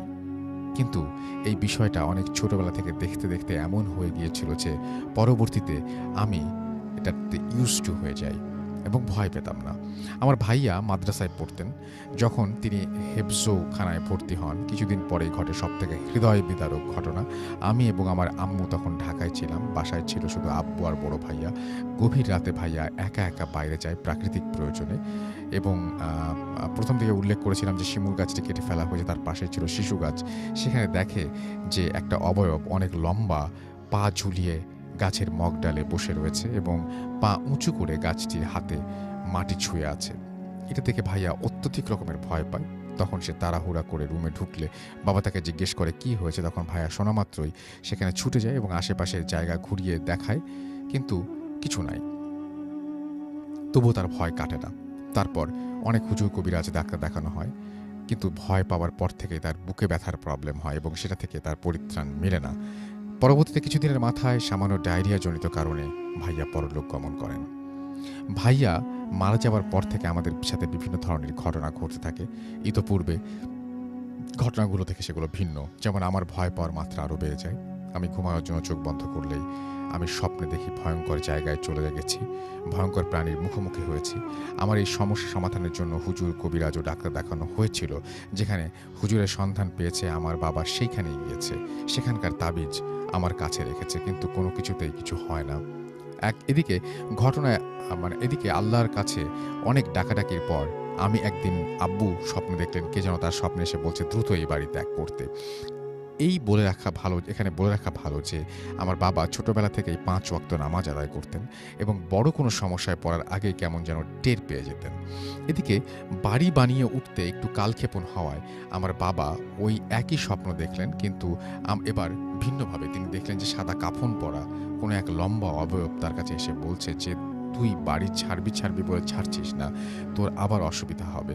ঠিক তার পরের দিনই আমি খেলাধুলার সময় পেটে তীব্র আঘাত পাই এবং দম নিতে না পেরে জ্ঞান হারিয়ে ফেলি। তারপর আমার আমাকে নানুর বাড়িতে পাঠানো হয় যতদিন পর্যন্ত বাড়ি তৈরির কাজ সম্পন্ন না হয়। এদিকে আমাদের নতুন বাড়ির কাজ সম্পন্ন হবার পর আমরা সবাই বাসায় উঠি, কিন্তু তাতে কি আমাদের ওপরে নির্যাতন চলতেই থাকে। আরেকটা ঘটনা বলি, যখন আমার বড় কাকু বেঁচে ছিলেন এবং আমার বয়স 10 বছরের মতো, বাবা এক দাওয়াতে একা একা গিয়েছিলেন এবং আমাকে কাকুর কাছে রেখে যান তিনি। তখন আম্মাও বাড়িতে ছিলেন এবং অসুস্থ থাকায় এদিকে বাবার ফিরতে দেরি হয় এবং বাস দুর্ঘটনায় পড়ে। তার ফিরতে 11টার মতো বাজে। আর সেদিন ঘটে আরেকটা অদ্ভুত ঘটনা। এশার নামাজের পর থেকে আমি শুনতে পাই আমার বাবা বাসায় এসে আমাকে ডাকাডাকি করছেন। দ্বিতীয়বার আমি আব্বু বলে চিৎকার করলে তিনি ডাক শোনেন। এইবার তার ডাক শুনেছিলেন তিনি এবং আমি সেই পুরনো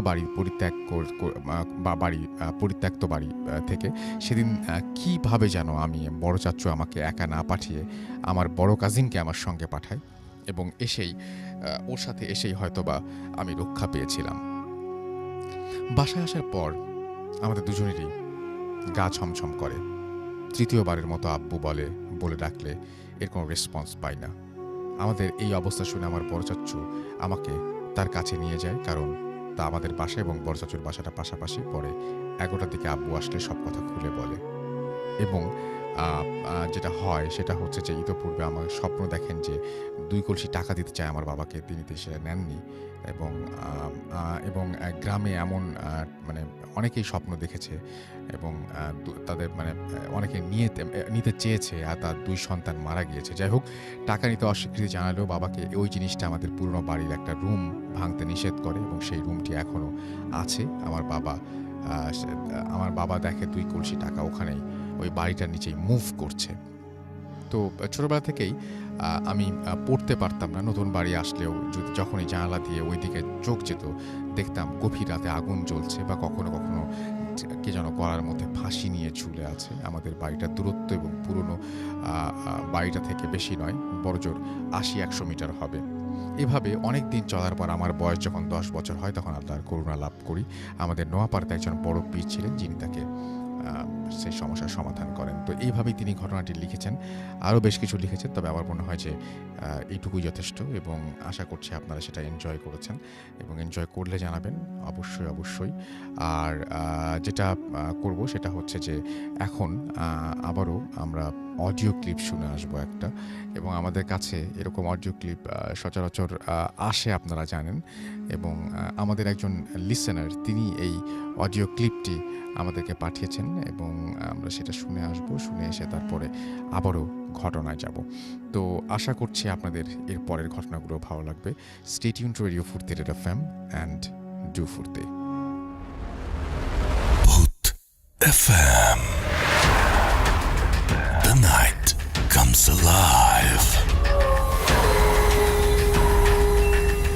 বিশ্বাস করা না করাটা আপনার ব্যাপার।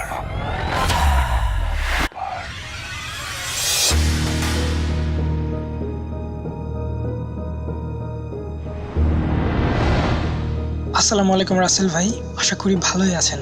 আমার নাম রাজু আহমেদ, আমি ভূত এফএমের একজন নিয়মিত শ্রোতা। আজ আমি ভূত এফএমের মাধ্যমে আমার সাথে ঘটে যাওয়া একটি অভিজ্ঞতা শেয়ার করতে যাচ্ছি। তো রাসেল ভাইয়া, অভিজ্ঞতাটি শেয়ার করার আগে আমি আমার পরিচয়টি দিয়ে নিচ্ছি। আমার নাম মোহাম্মদ রাজু আহমেদ, ঢাকার একটি ইউনিভার্সিটিতে তড়িৎ প্রকৌশল বিভাগে অধ্যয়নরত। তো আমার দেশের বাড়ি হচ্ছে মানিকগঞ্জ জেলার সদর থানার কেওজানি নামক একটি গ্রামে। তো ঘটনাটি আজ থেকে প্রায় 3 থেকে 4 মাস আগের একটি ঘটনা। তো তখন আমার সেমিস্টার ফাইনাল পরীক্ষা চলছিল। সেমিস্টার ফাইনাল পরীক্ষা যখন চলছিল তো পরীক্ষা শেষ হয়। তো পরীক্ষা শেষ হওয়ার পরে তো ভার্সিটি অনেক দিন বন্ধ ছিল। তো এর জন্য আমি আমার বাড়িতে চলে আসি, দেশের বাড়িতে চলে আসি মানিকগঞ্জতে। তো আসার পরে ফ্রেন্ডদের সাথে কথা হয়েছিল যে আসার পরে সবাই আবার একসাথে আড্ডা দিব। আমাদের একটা জায়গা ছিল যেখানে আমরা সবাই মিলে আড্ডা দিতাম। তো বিকেলের দিকে আমি সেখানে চলে যাই। তো জায়গাটা হচ্ছে আমাদের বাসা থেকে প্রায় 10-15 মিনিট দূরে একটি নদী রয়েছে, শুকনো নদী। ওই নদীর পাড়েই আমরা আড্ডা দিতাম। তো ওইখানে চলে যাই এবং আমরা সকলে আড্ডা দিতে থাকি, কথা বলতে থাকি। অনেক দিন আসা হয়েছিল না, সেজন্য অনেক কথা জমেছিল, অনেক কিছু ছিল, শেয়ার করতেছিলাম, কথা বলতেছিলাম। তো এগুলো করতে করতে আমাদের রাত 8টা-9টা বেজে যায়। তো তখন বাসা থেকে ফোন আসে যে 8টা-9টা বেজে গেছে, তুমি বাসায় ব্যাক চলে আসো। তো রাসেল ভাই, আমি যেহেতু বাবা ফোন দিয়েছিল, আমি বাসায় থেকে চলে আসি। চলে আসার পরে ডিনার কমপ্লিট করি। ডিনার কমপ্লিট করার পরে শোয়ার প্রস্তুতি নেই, আমি আমার রুমে চলে যাই। অনেকদিন আসা হয়েছিল না, রুমটা আগে থেকে ঝাড় দিয়ে রেখেছিল মা। তো রুমে চলে আসি। তো রুমে চলে আসার পরে শোয়ার প্রস্তুতি নেই এবং শুয়ে শুয়ে গান শুনতে থাকি, ফেসবুকিং করতে থাকি। মানে ঘুমানোর আগে এগুলো মানে অভ্যাস হয়ে গেছে আর কি। শোয়ার সাথে সাথে ঘুম আসে না। তো তার কিছুক্ষণ পরেই ঘুম চলে আসে এবং অ্যাজ ইউজুয়ালি আমি ঘুমিয়ে পড়ি। তো রাত কয়টা বাজে আমি জানি না। তো তখন হঠাৎ আমার অস্বস্তি ফিল হচ্ছিল আর কি। মনে হচ্ছিল মানে কেমন জানি লাগতেছে, অস্বস্তি ফিল হচ্ছে এবং আমি আমার কানের পাশে ফিসফিস শব্দ শুনতে পাচ্ছিলাম। মনে হচ্ছিল কেউ উপর হয়ে আমার কানে ফিসফিস করে কথা বলছে। কি বলছে বুঝতে পারতেছিলাম না। আরেকটা কথা হচ্ছে, মনে হচ্ছে 2 জন কথা বলতেছে, কারণ আমি 2 কানেই ফিসফিস শব্দ শুনতে পাচ্ছিলাম। তো হঠাৎ করে চোখ খুলে তাকালাম এবং আমি দেখলাম আমার 2 পাশে 2 জন মানুষের আকৃতি হাঁটু গেড়ে বসে আছে। তো আমার কানের দিকে ঝুঁকে ফিসফিস করে কি জানি বলছে। তাদের সম্পূর্ণ মুখ এবং শরীর ছিল কালো, পোশাক কালো, কাপড় ছিল, মুখ অনেক কালো, বিভৎস কালো ছিল। মুখ ওরকম বোঝা যাচ্ছিল না, শুধু চোখ বোঝা যাচ্ছিল। 2জনের চোখে ছিল সম্পূর্ণ সাদা, কোনো মনি ছিল না চোখের। খুবই ভয়ঙ্কর চেহারা ছিল, মানে এই ফেস কল্পনা করা অসম্ভব, এতটা ভয়ঙ্কর ফেস ছিল। তো তারপরে আমি এটা দেখার পরে আমি বুঝতে পারছিলাম যে আমার সাথে হয়তো খারাপ কিছু হতে চলেছে। তো আমি আমার চোখ বন্ধ করে ফেলি এবং আমার শরীর শেকিং হতেছিল, কাঁপতেছিল, দোয়া পড়তেছিলাম। তো দোয়া পড়ার একটু পরে দেখি মানে ফিসফিস শব্দগুলো নেই, প্রায় 30-40 সেকেন্ড হবে এরকম, শব্দগুলো নেই। তো আমি ভাবলাম হয়তো চলে গেছে বা বিপদ কেটে গেছে। তো সেজন্য আমি উঠে বসলাম এবং দেখলাম কেউই নেই। আবার শুয়ে পড়লাম। শুয়ে পড়ার পরে আমি ডান দিকে তাকিয়ে দেখি একটা ছোট কালো বাচ্চা আমার ফ্লোরে দিক দিয়ে হামাগুড়ি দিতেছে, অনেক কুচকুচে কালো হামাগুড়ি দিতেছে, শরীরে কিছুই নেই। আমি ওটা দেখার পর প্রচণ্ড ভয় পেয়ে যাই এবং তার মুখটা ছিল সম্পূর্ণ লাল, মানে ফুল বডি লাল, মানে লাল কালার, মানে ফুল রেড। আমি চোখগুলো ছিল ওইরকমই সাদা, জন্য আমি প্রচণ্ড ভয় পেয়ে যাই এবং আমি হঠাৎ করে একটা শব্দ শুনতে পারি যে আমার সাইডে একটি জানলা ছিল, ধাম করে একটা শব্দ হয় এবং জানলাটি খুলে যায়। খুলে যাওয়ার পরে দেখি যে 2 জন লোককে আমি আমার সাইডে উবু হয়ে মানে আমার কানে ফিসফিস করছিল, ঠিক ওই 2 জন লোক ওই জানালার পাশে দাঁড়িয়ে হাত নেড়ে আমাকে ডাকছে আর কি, হাত নাড়তেছে। তো রাসেল ভাই, এটা দেখার পরে আমার সহ্য করার ক্ষমতা ছিল না। আমি সাথে সাথে সেন্সলেস হয়ে পড়ি এবং হঠাৎ করে আমি ফিল করি যে আমার মুখে পানি পড়তেছে। তো দেখি আমার এক ছোট ভাই আছে, তো সিরিজ দিয়ে মানে ছেলে মেয়ে খেলা করে না, যে ইঞ্জেকশনের যে সিরিজ, ওটা সুই ইঞ্জেকশন দেওয়ার পরে ওটা দিয়ে পানি ভরে যেটা করে, তো ও জানলা দিয়ে আমার মুখে পানি মারতেছে। তো আমি ঘুম ভেঙে যাই, দেখি সূর্য উঠে গেছে, সকাল 9টা বাজে। তো আমাদের গ্রামে তো অনেক সকাল সকাল সবাই ঘুম থেকে ওঠে, ওরা আগে উঠে গেছে, আমি উঠিনি, এই জন্য পানি মারছিল। তো আমি বললাম, পানি মারছিস কেন? মানে প্রচণ্ড রাগ হলো, আর এমনি ভয়ের মধ্যে ছিলাম যে কাহিনিটা ঘটে গেছে আমার সাথে। তো তারপরে দেখলাম শরীরটা ব্যথা, সম্পূর্ণ শরীর ব্যথা। এবং মজার বিষয়টা হচ্ছে ভাই, আমি যেদিকে শুয়েছিলাম তার উল্টো হয়ে শুয়েছিলাম, মানে আমার যেখানে মাথা থাকার কথা ছিল সেখানে ছিল আমার পা, আর যেখানে পা থাকার কথা ছিল সেখানে ছিল মাথা। তো উঠলাম, ওঠার পরে ফ্রেশ হলাম, তারপরে ছোটো ভাইকে বললাম যে তুই ইয়া মারছিলি কেন, পানি মারছিলি কেন? তো ওই বললো যে জানালা খুলে শুয়েছিলে কেন, এই জন্য তোমাকে উঠোনি এখনও পাতায় পানি দিয়েছিলাম। তো আমার ভাইয়া মনে আছে আমি জানালা বন্ধ করেই শুয়েছিলাম, আমি কখনো জানালা খুলে শুই না, আমি জানালা সবসময় বন্ধ করে দিই। তখনই আমি ভাবলাম যে ওই ঘটনাটা আমার সাথে সত্যি ঘটেছিল, এটা কোনো স্বপ্ন ছিল না। সেই জন্য এটা আমি আমার এক ফ্রেন্ডের কাছে শেয়ার করি যে এরকম এরকম হয়েছে। ও আবার এগুলো সম্বন্ধে একটু ভালো জানতো। তো ও আমাকে বললো যে হয়তো তোর বাসায় অনেক দিন থাকিস না, তোর রুমটা অনেক দিন ধরে বন্ধ ছিল, হয়তো কোনো খারাপ জিনেরা থাকতো, তো যেহেতু তুই ঘুমিয়েছিলি হয়তো তাদের ডিস্টার্ব হয়েছিল, এই জন্য তোর সাথে ওরা একটু ভয় দেখা দেওয়ার চেষ্টা করছে। এই জন্য মানে মানে ঘরটা বন্ধ দেওয়া হয়, সব কিছু পরিষ্কার টরিষ্কার করে ইয়া করা হয়। তো এরপরে ভাইয়া আর কোনো ইয়া হয়নি, আর 2-3 দিন ছিলাম আমি। আর বাসায় এগুলো শেয়ার করিনি ভাইয়া, কারণ তাহলে হয়তো অনেক চিন্তা করতে পারে বাসা থেকে। আর আমি খুবই ভয় পেয়ে গেছিলাম জন্য, মানে বড় কিছু যদি হয়ে যায় বাসায় শেয়ার করলে, দেখা গেছে এটা বাসায় শেয়ার করলাম, তারপরে কোনো ঝামেলা হয়ে গেল, যে পরে দেখা গেল ঢাকায় পাঠিয়ে দিলাম, আমি বাড়িতে থাকতে পারলাম না, এই জন্য শেয়ার করিনি। পরে কোনো প্রবলেম হয়নি ভাইয়া, 3-4 মাস পার হয়ে গেছে, এখন কোনো প্রবলেম হয়নি, আল্লাহর রহমতে ভালোই আছি। এটা ছিল আমার সাথে ঘটে যাওয়া একটি অভিজ্ঞতা। আমি চাই না এরকম অভিজ্ঞতা আরও কারোর সাথে ঘটুক, কারণ এটি কতটা ভয়ঙ্কর যে যার সাথে ঘটে সেই শুধু বুঝতে পারে। আর এটা বর্ণনা দিয়ে এটা 10%ও বোঝানো কাউকে সম্ভব না। তো ভাই ভালো থাকবেন, ভূত এফএম সবসময় থাকুক, এটাই চাই। আর ধন্যবাদ আমার ঘটনা শেয়ার করার জন্য। Bhoot FM. The night comes alive. বিশ্বাস করা না করাটা আপনার ব্যাপার।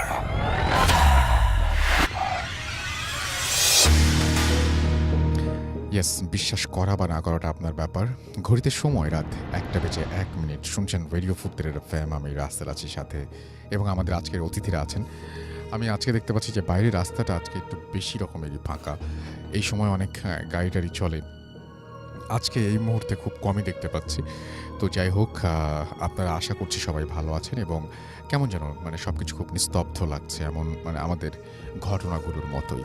তো আমাদের আমি এই মুহূর্তে একটু টুইটারে ঘুরছিলাম এবং দেখলাম যে অনেকেই এখানে লেখালেখি করছেন। আবু নোমান ফয়সাল আমাদের সঙ্গে আছেন, তিনি বলছেন যে ফেসবুকে কমেন্ট পড়েন না কেন। আমাদের সঙ্গে আছেন এমডি ইমরান, এছাড়াও আমাদের সঙ্গে আছেন এ ওমর ফারুক, এবং আমাদের সঙ্গে আছে তিনি যে মানে হরর স্টোরি পছন্দ করেন সেটা জানিয়েছেন জান্নাত মিম আমাদের সঙ্গে আছেন, এবং তিনি বলছেন আমি আর আমার ছোট ভাগ্নি 7 বছর বয়স আমরা ভূত এফএম শুনছি।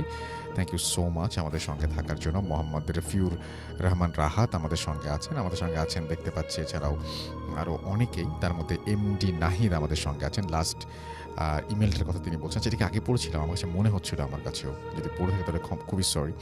আমাদের সঙ্গে আছেন দেখতে পাচ্ছি রায়হান সুলতান, এছাড়া আমাদের সঙ্গে আছেন শান্তা ইসলাম, আমাদের সঙ্গে আছেন, এবং তিনি কাতার থেকে শুনছেন এই মুহূর্তে আমাদের সঙ্গে আছেন দেখতে পাচ্ছি। আচ্ছা, তিনি কাতার থেকে শুনছেন এবং তিনি এই মুহূর্তে আমাদের সাথে আছেন, অ্যাপ দিয়ে শুনছেন। তিনি আশিক আমাদের সঙ্গে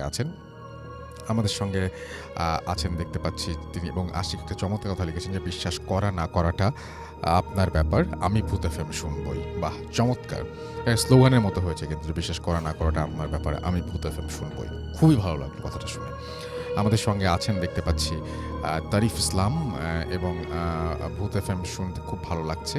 আমাদের সঙ্গে আছেন শেগুফতা, এবং আমাদের সঙ্গে আছেন দেখতে পাচ্ছি এছাড়াও আকিব হাসান আছেন আমাদের সঙ্গে এই মুহূর্তে, সোহান, এছাড়াও সাব্বির আমাদের সঙ্গে আছেন, সাদাত আলম প্রতীক আমাদের সঙ্গে আছেন দেখতে পাচ্ছি, এছাড়াও মোতাকাব্বির হুসাইন আমাদের সঙ্গে আছেন, মোহাম্মদ রাফুর রহমান রাহাত সহ আরও অনেকে।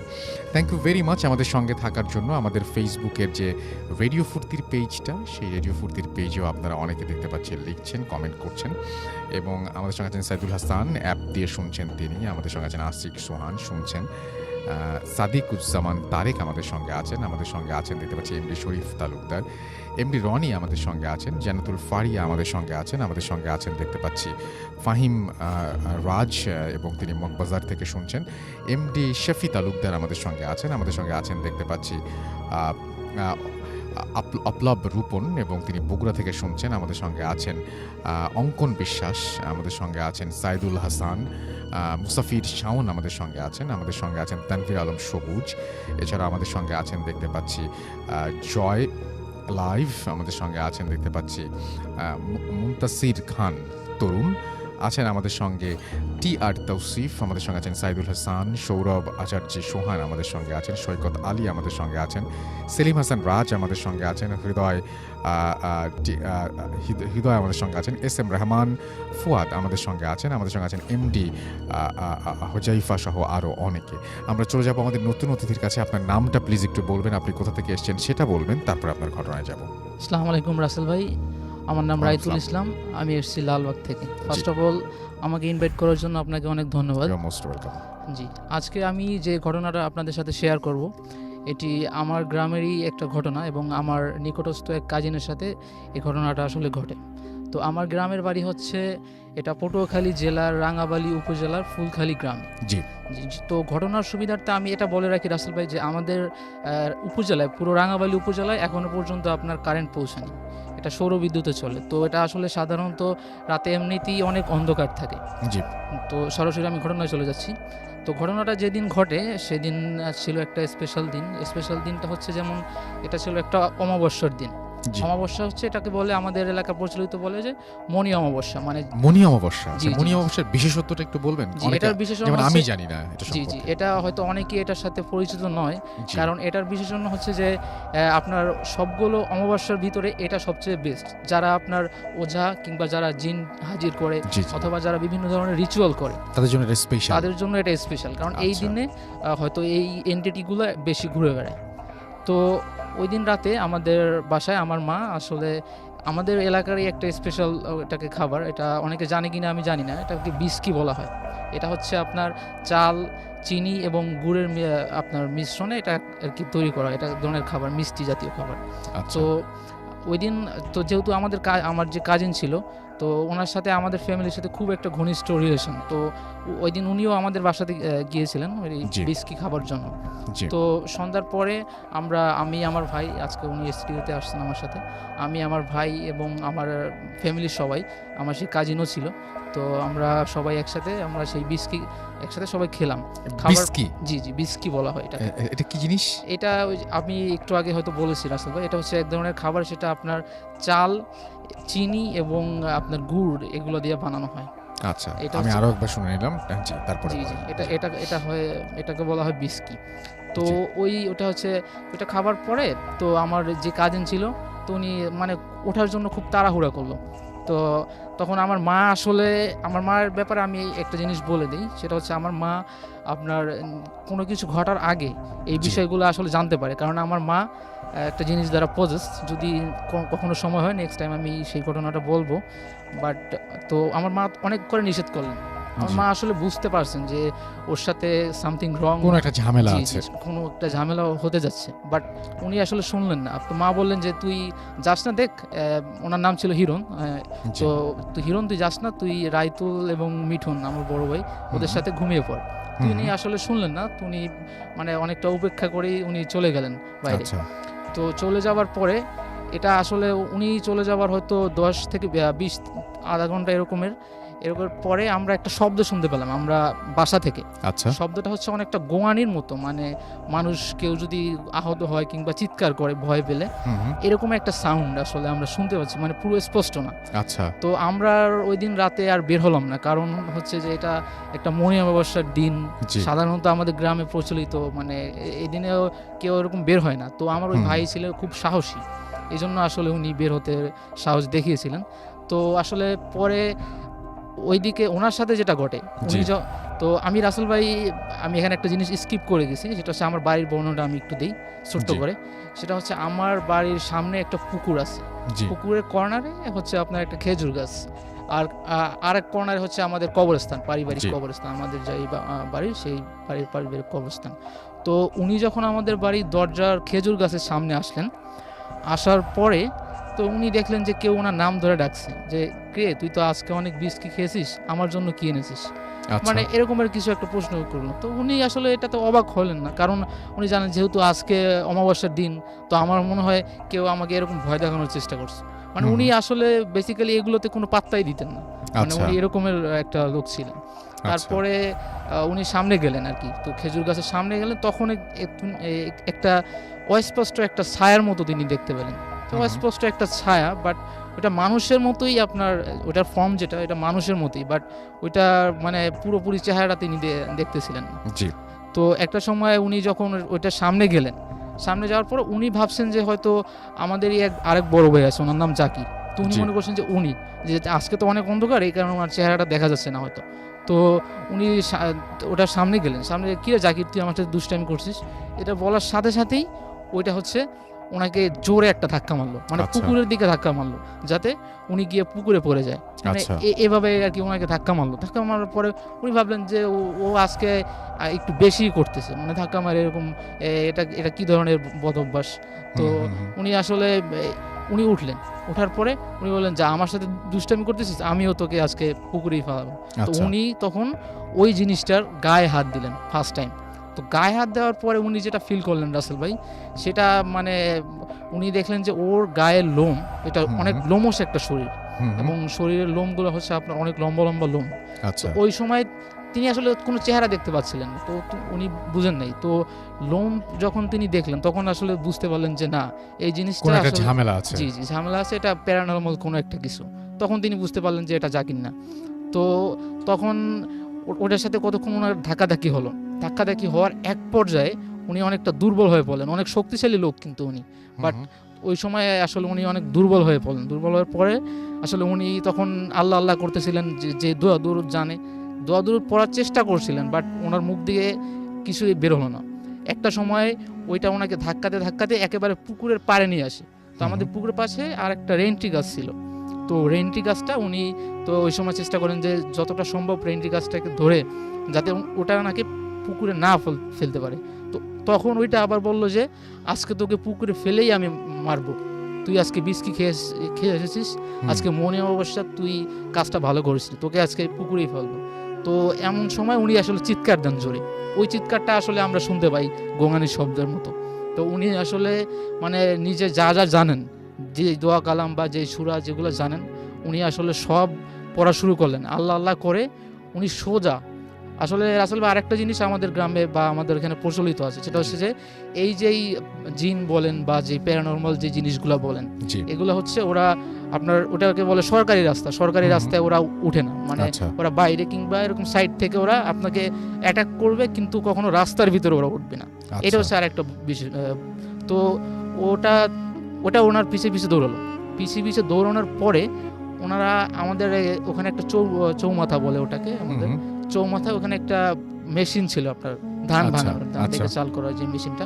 আর আরেকটা জিনিস হচ্ছে এগুলোর ব্যাপারে এরা লোহাকে ভয় পায়, মানে লোহা বা আগুন এগুলো দেখলে এরা আসলে অনেক ভয় পায়।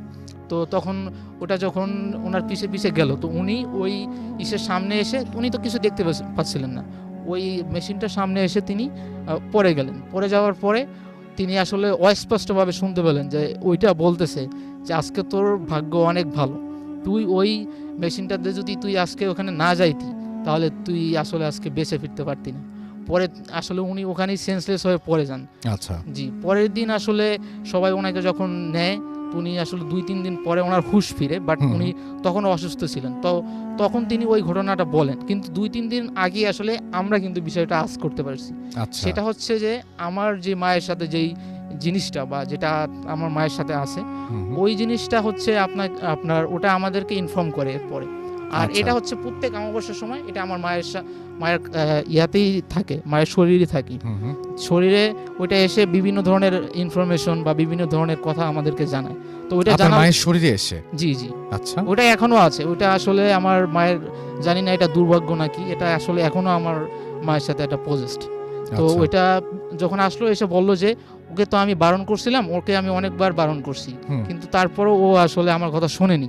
তো ওকে আমার ভাই, ওনার হচ্ছে আরেকটা কথা বলে রাখি যে আমার মায়ের সাথে যেই জিনিসটা আছে সেটা হচ্ছে আপনার ওরা 2 ভাই। তো 2 ভাই ওরা আমার মায়ের সাথে যেটা আছে ওইটা আমাদের পুকুর পাড়ে একটা তুলো গাছ আছে, ওইটাতে থাকে। আর ওর যে ভাই ওইটা হচ্ছে আপনার আমাদের খেজুর গাছ, ওখানে থাকতো। তো ওর ভাইটা হচ্ছে একটু বদ প্রকৃতির, মানে মানুষকে ভয় দেখাতে কিংবা মানুষের সাথে ইয়া করতে ওর পছন্দ করে। তো ওটা আমার মায়ের সাথে যেটা ইয়া করে, ও বললো যে ওই আমার ভাই ও ওকে ওকে ও মিষ্টি জিনিস খেয়ে গেছে কিন্তু ও পানি খায়নি, আর ওরা আমি বারবার বারণ করছি, আর আজকে ছিল মৌনী অমাবস্যার দিন, তো এই জন্য ওকে ও অ্যাটাক করছে। এরপরে আসলে আমার ওই ভাই প্রায় দীর্ঘ 6 মাস পর্যন্ত আসলে উনি জ্বর প্লাস বিভিন্ন ধরনের শারীরিক অসুস্থতা উনি ভুগছেন, এবং অনেক ওঝা প্লাস অনেক কিছু উনি করছেন, বাট উনি 6 মাস তারপর ওনাকে ভুগতে হয়েছে।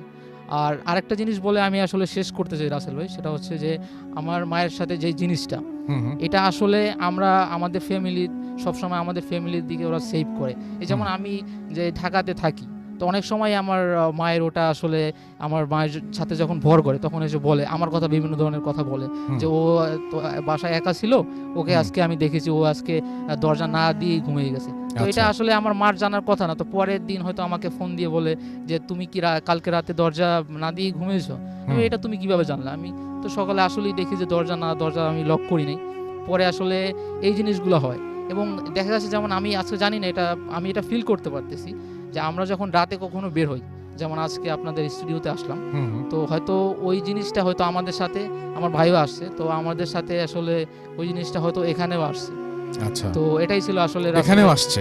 জি, আমি মোটামুটি ফিল করতে পারতেছি হয়তো এটা এখানে এসেছে, এবং আপনাদের কোনো ক্ষতি তো করে না, তাই না? এটা আসলে আমাদের কোনো ক্ষতি করে না, এবং এটা আমার মায়ের সাথে আর কি এটা আসলে আমার মায়ের সাথে এমন ভাবে পজেসড, এটা আমার মায়ের হয়তো মৃত্যু ছাড়া এটা আসলে মানে অ্যাটাচমেন্টটা এরকম, এবং এটার পিছনে আরো একটা ঘটনা আছে। সো যদি নেক্সট টাইম আসলে সময় পাই কিংবা আমাকে ইনভাইট করা হয়, তাহলে আমি নেক্সট টাইম ইনশাল্লাহ ওই ঘটনাটা শেয়ার করব। আর আমি সবার কাছে চাচ্ছি আমার মায়ের জন্য সবাই দোয়া করবেন, কারণ আমার মা আসলে খুবই একটা দুর্বিষহ একটা জীবন আসলে উনি নির্বাহ করতেছেন, কারণ এই জিনিসগুলা থাকলে আসলে দেখা গেছে কেউ মারা গেছে, উনি সেখানে যেতে পারেন না, বা কোথাও নতুন বাচ্চা হয়েছে, সদ্যজাত বাচ্চা হয়েছে, ওখানে তিনি যেতে পারেন না, বা এরকমের অনেক কিছু, রাতে একা থাকতে পারেন না কোথাও। আসলে এই জন্য আসলে আমি চাই যে ভূত এফএমের যারা লিসেনার আছে তারা সবাই আমার মায়ের জন্য দোয়া করবেন, এবং আমার মা যাতে আবার সুস্থতা ফিরে আসতে পারে। এই জিনিসটা হয়তো আমাদের কোনো ক্ষতি করে না, বাট কেউই চায় না যে এরকম একটা কিছু বহন করতে বা সঙ্গে রাখতে, তাই তো? ধন্যবাদ রাসেল ভাই, থ্যাংক ইউ সো মাচ, আপনাকে অনেক ধন্যবাদ আপনার ঘটনার জন্য। আশা করছি এই ঘটনাটি আপনাদের অনেক ভালো লেগেছে। আমি একটু আপনাদেরকে জানিয়ে রাখি যে finally the time is here, the big cat will be coming out of the box. Thank you so much for all the messages, and congratulations to all the lucky winners out there. So guys, brace yourself, and only 3 days to go. আপনারা সবাই জানেন, I'm super excited about the launch of the leading sports brand in the world, Puma's first ever store in Bangladesh. Oh my god, অনেকদিন ধরে নিশ্চয়ই আমরা wait করছিলাম এটার জন্য, না? And that's right. At Bonani 11 on 7th of April, আমি ইনশাল্লাহ আশা করছি যে ডেফিনেটলি আমি এটা ভিজিট করবো, অ্যান্ড আপনারাও আশা করছি ভিজিট করবেন। এবং আমার কাছে স্পোর্টসের মানে জিনিসগুলো এমনিতেই অনেক অ্যাট্রাকটিভ হয়, তাই না? আমার কাছে আর পুমার তো কোনো কথাই নেই, এবং আশা করছি যে আপনারা সবাই আসবেন এবং যাবেন কোনো একটা সময় 7 তারিখের পর থেকেই। তো যাই হোক, আমরা চলে যাব আমাদের পরের ঘটনায়, আমাদের পরের অতিথির কাছে। আপনার নামটা প্লিজ একটু বলবেন, আপনি কোথা থেকে এসেছেন, তারপরে আপনার ঘটনায় যাব। থ্যাংক ইউ রাসেল ভাই। হ্যালো লিসেনার্স, আমি দুর্লভ, আমি এসেছি নিকুঞ্জ 2 ঢাকা থেকে। জি। তো আজকে আমি যে ঘটনাটা শেয়ার করবো এটা আমার এক বড় ভাইয়ের কাছে শোনা। জি বলেন। তো ঠিক আছে। তো কিছু রেস্ট্রিকশন থাকার জন্য আমি ওনার নাম এবং ঘটনার প্রেক্ষাপট আমি মেনশন করছি না। তো ঘটনা শুরু করছি। ঘটনাটা মূলত 2003 সালে। তো তখন 2003 সালের ডিসেম্বরে ওনারা বার্ষিক পরীক্ষার পর সিদ্ধান্ত নিলেন ওনার দাদাবাড়িতে যাবেন। তো ওনার দাদাবাড়ি কোথায় সেটা আমি মেনশন করছি না। তো তখন ওনার দাদা অসুস্থ ছিলেন, তো ওনারা যাওয়ার ঠিক 2 থেকে 3 দিন পর ওনার দাদা মারা যায়। আচ্ছা। তো দাদা মারা যাওয়ার পর ঠিক তার 2 থেকে 3 দিন পর ওনার সাথে প্রবলেমটা শুরু হয়। জি। দেখা যেত ঠিক মাগরিবের আজানের সময় উনি মিসিং, বাসা থেকে ওনাকে খুঁজে পাওয়া যেত না। তো অনেক খোঁজাখুঁজির পর ওনাকে পাওয়া যেত ওনার দাদার কবরের পাশে উনি বসে আছেন। তো এরকম প্রায় 1 সপ্তাহের মধ্যে প্রায় 4 দিন এরকম চলতে থাকে। তো তখন সবাই ভাবে যে হয়তো দাদা তার কাছে অনেক প্রিয় ছিল, এই জন্য হয়তো দাদার এমন মৃত্যু উনি এত সহজে মেনে নিতে পারেনি, এই জন্য উনি দাদার কবরের পাশে বসে থাকে। তো একটা সময় পর ওনারা সিদ্ধান্ত নিলেন ওনারা আবার ওনাদের বাসায় ব্যাক করবেন। তো বাসায় ব্যাক করার পর ওনার সাথে প্রায় 1 থেকে 1.5 মাস পর আবার প্রবলেম শুরু হয় যে উনি বাসার ভেতর থেকে হঠাৎ করে মিসিং। ঠিক সন্ধ্যায় মাগরিবের আজানের সময় অনেক খোঁজাখুঁজির পর ওনাকে খুঁজে পাওয়া যেত না। তো ওনার দাদি তখন বুঝতে পারে যে এটা হয়তো কোনো একটা প্রবলেম হচ্ছে, না হয়তো এরকম বাসা থেকে একটা মানুষ কোনোভাবে মিসিং হতে পারে না। রাইট। বাসার ভেতর থেকে যদি কেউ বের হয়ে যায়, মেন ডোর যদি কেউ লক করে তাহলে লক থাকবে, নয়তো মেন ডোরটা খোলা থাকবে, কিন্তু মেন ডোরটা ভেতর থেকে লক করা, কিন্তু কেউই লক করেনি। আচ্ছা। তো ওনারা বুঝতে পেরে একটা হুজুরের কাছে যায়। হুম। তো হুজুর ওনাকে সূরা টুরা পড়ে পানি পড়া দেয় এবং সেই সাথে একটা তাবিজ দেয়। তো উনি যখন সন্ধ্যার সময় প্রাইভেট পড়ে আসতেন, তো আসার সময় যখন ওনার ফ্রেন্ডদের সাথে আসতেন তখন ওনার প্রবলেম হতো না। যখন উনি একা আসতেন বাসায়, ওই সময় ওনার বাসায় আসার জন্য যে একটা বটগাছ ছিল, ওই বটগাছে সামনে আসার পর ওনার তাবিজটা অটোমেটিক খুলে পড়ে যেত, মানে ওনার তাবিজটা পাওয়া যেত না। বাসায় আসার পর দেখতো যে ওনার হাতে সেই তাবিজটা নেই। তো এরকম প্রায় 2 থেকে 3 দিন হুজুরের কাছে যাওয়া হলো এবং তাবিজ দিতে থাকলো, কিন্তু তাবিজ থাকে না।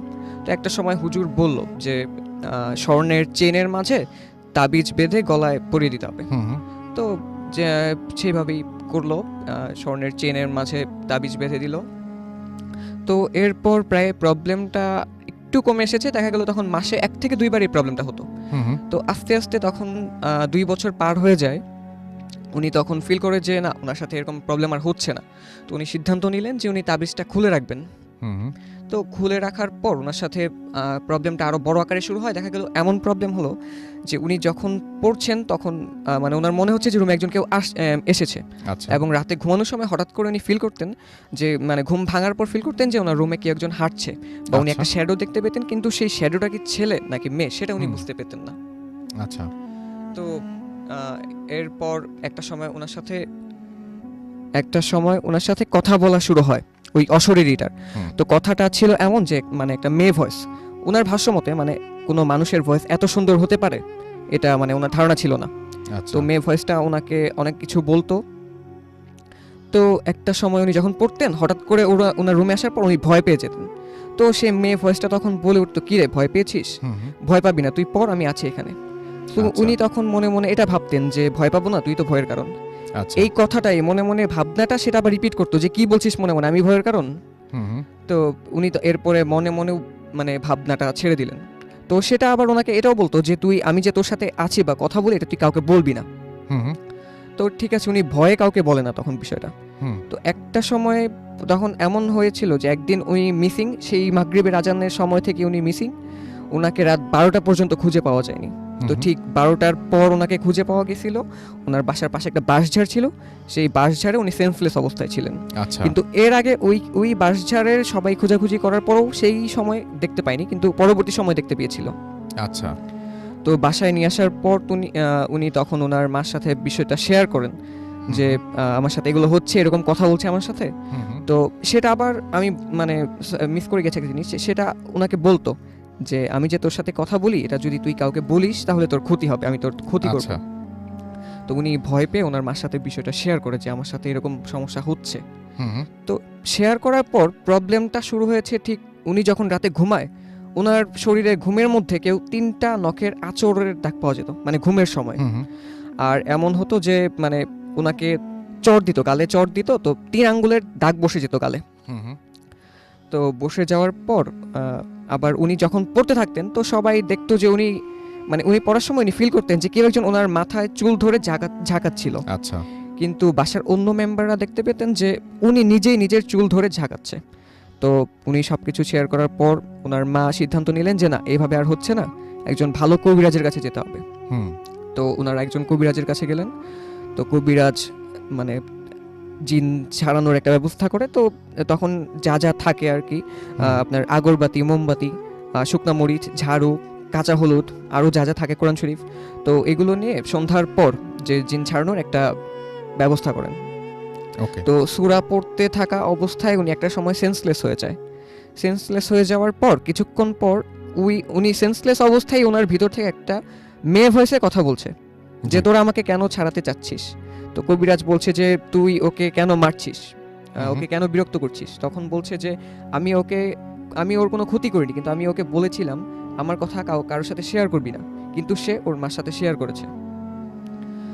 তো এরপর কবিরাজ ওকে জিজ্ঞেস করলো যে তুই মানে ওর উপর কেন ভর করেছিস? সে বলল হুম। যে ওর দাদা যখন মারা যায় ওই সময় কবরস্থানের বাইরে আমি ছিলাম, সে যাওয়ার সময় ওকে আমার ভালো লেগেছে, এই জন্য আমি ওর উপর ভর করেছি, আমি ওকে কখনো ছাড়বো না, আমি সারা জীবন ওর সাথে থাকবো।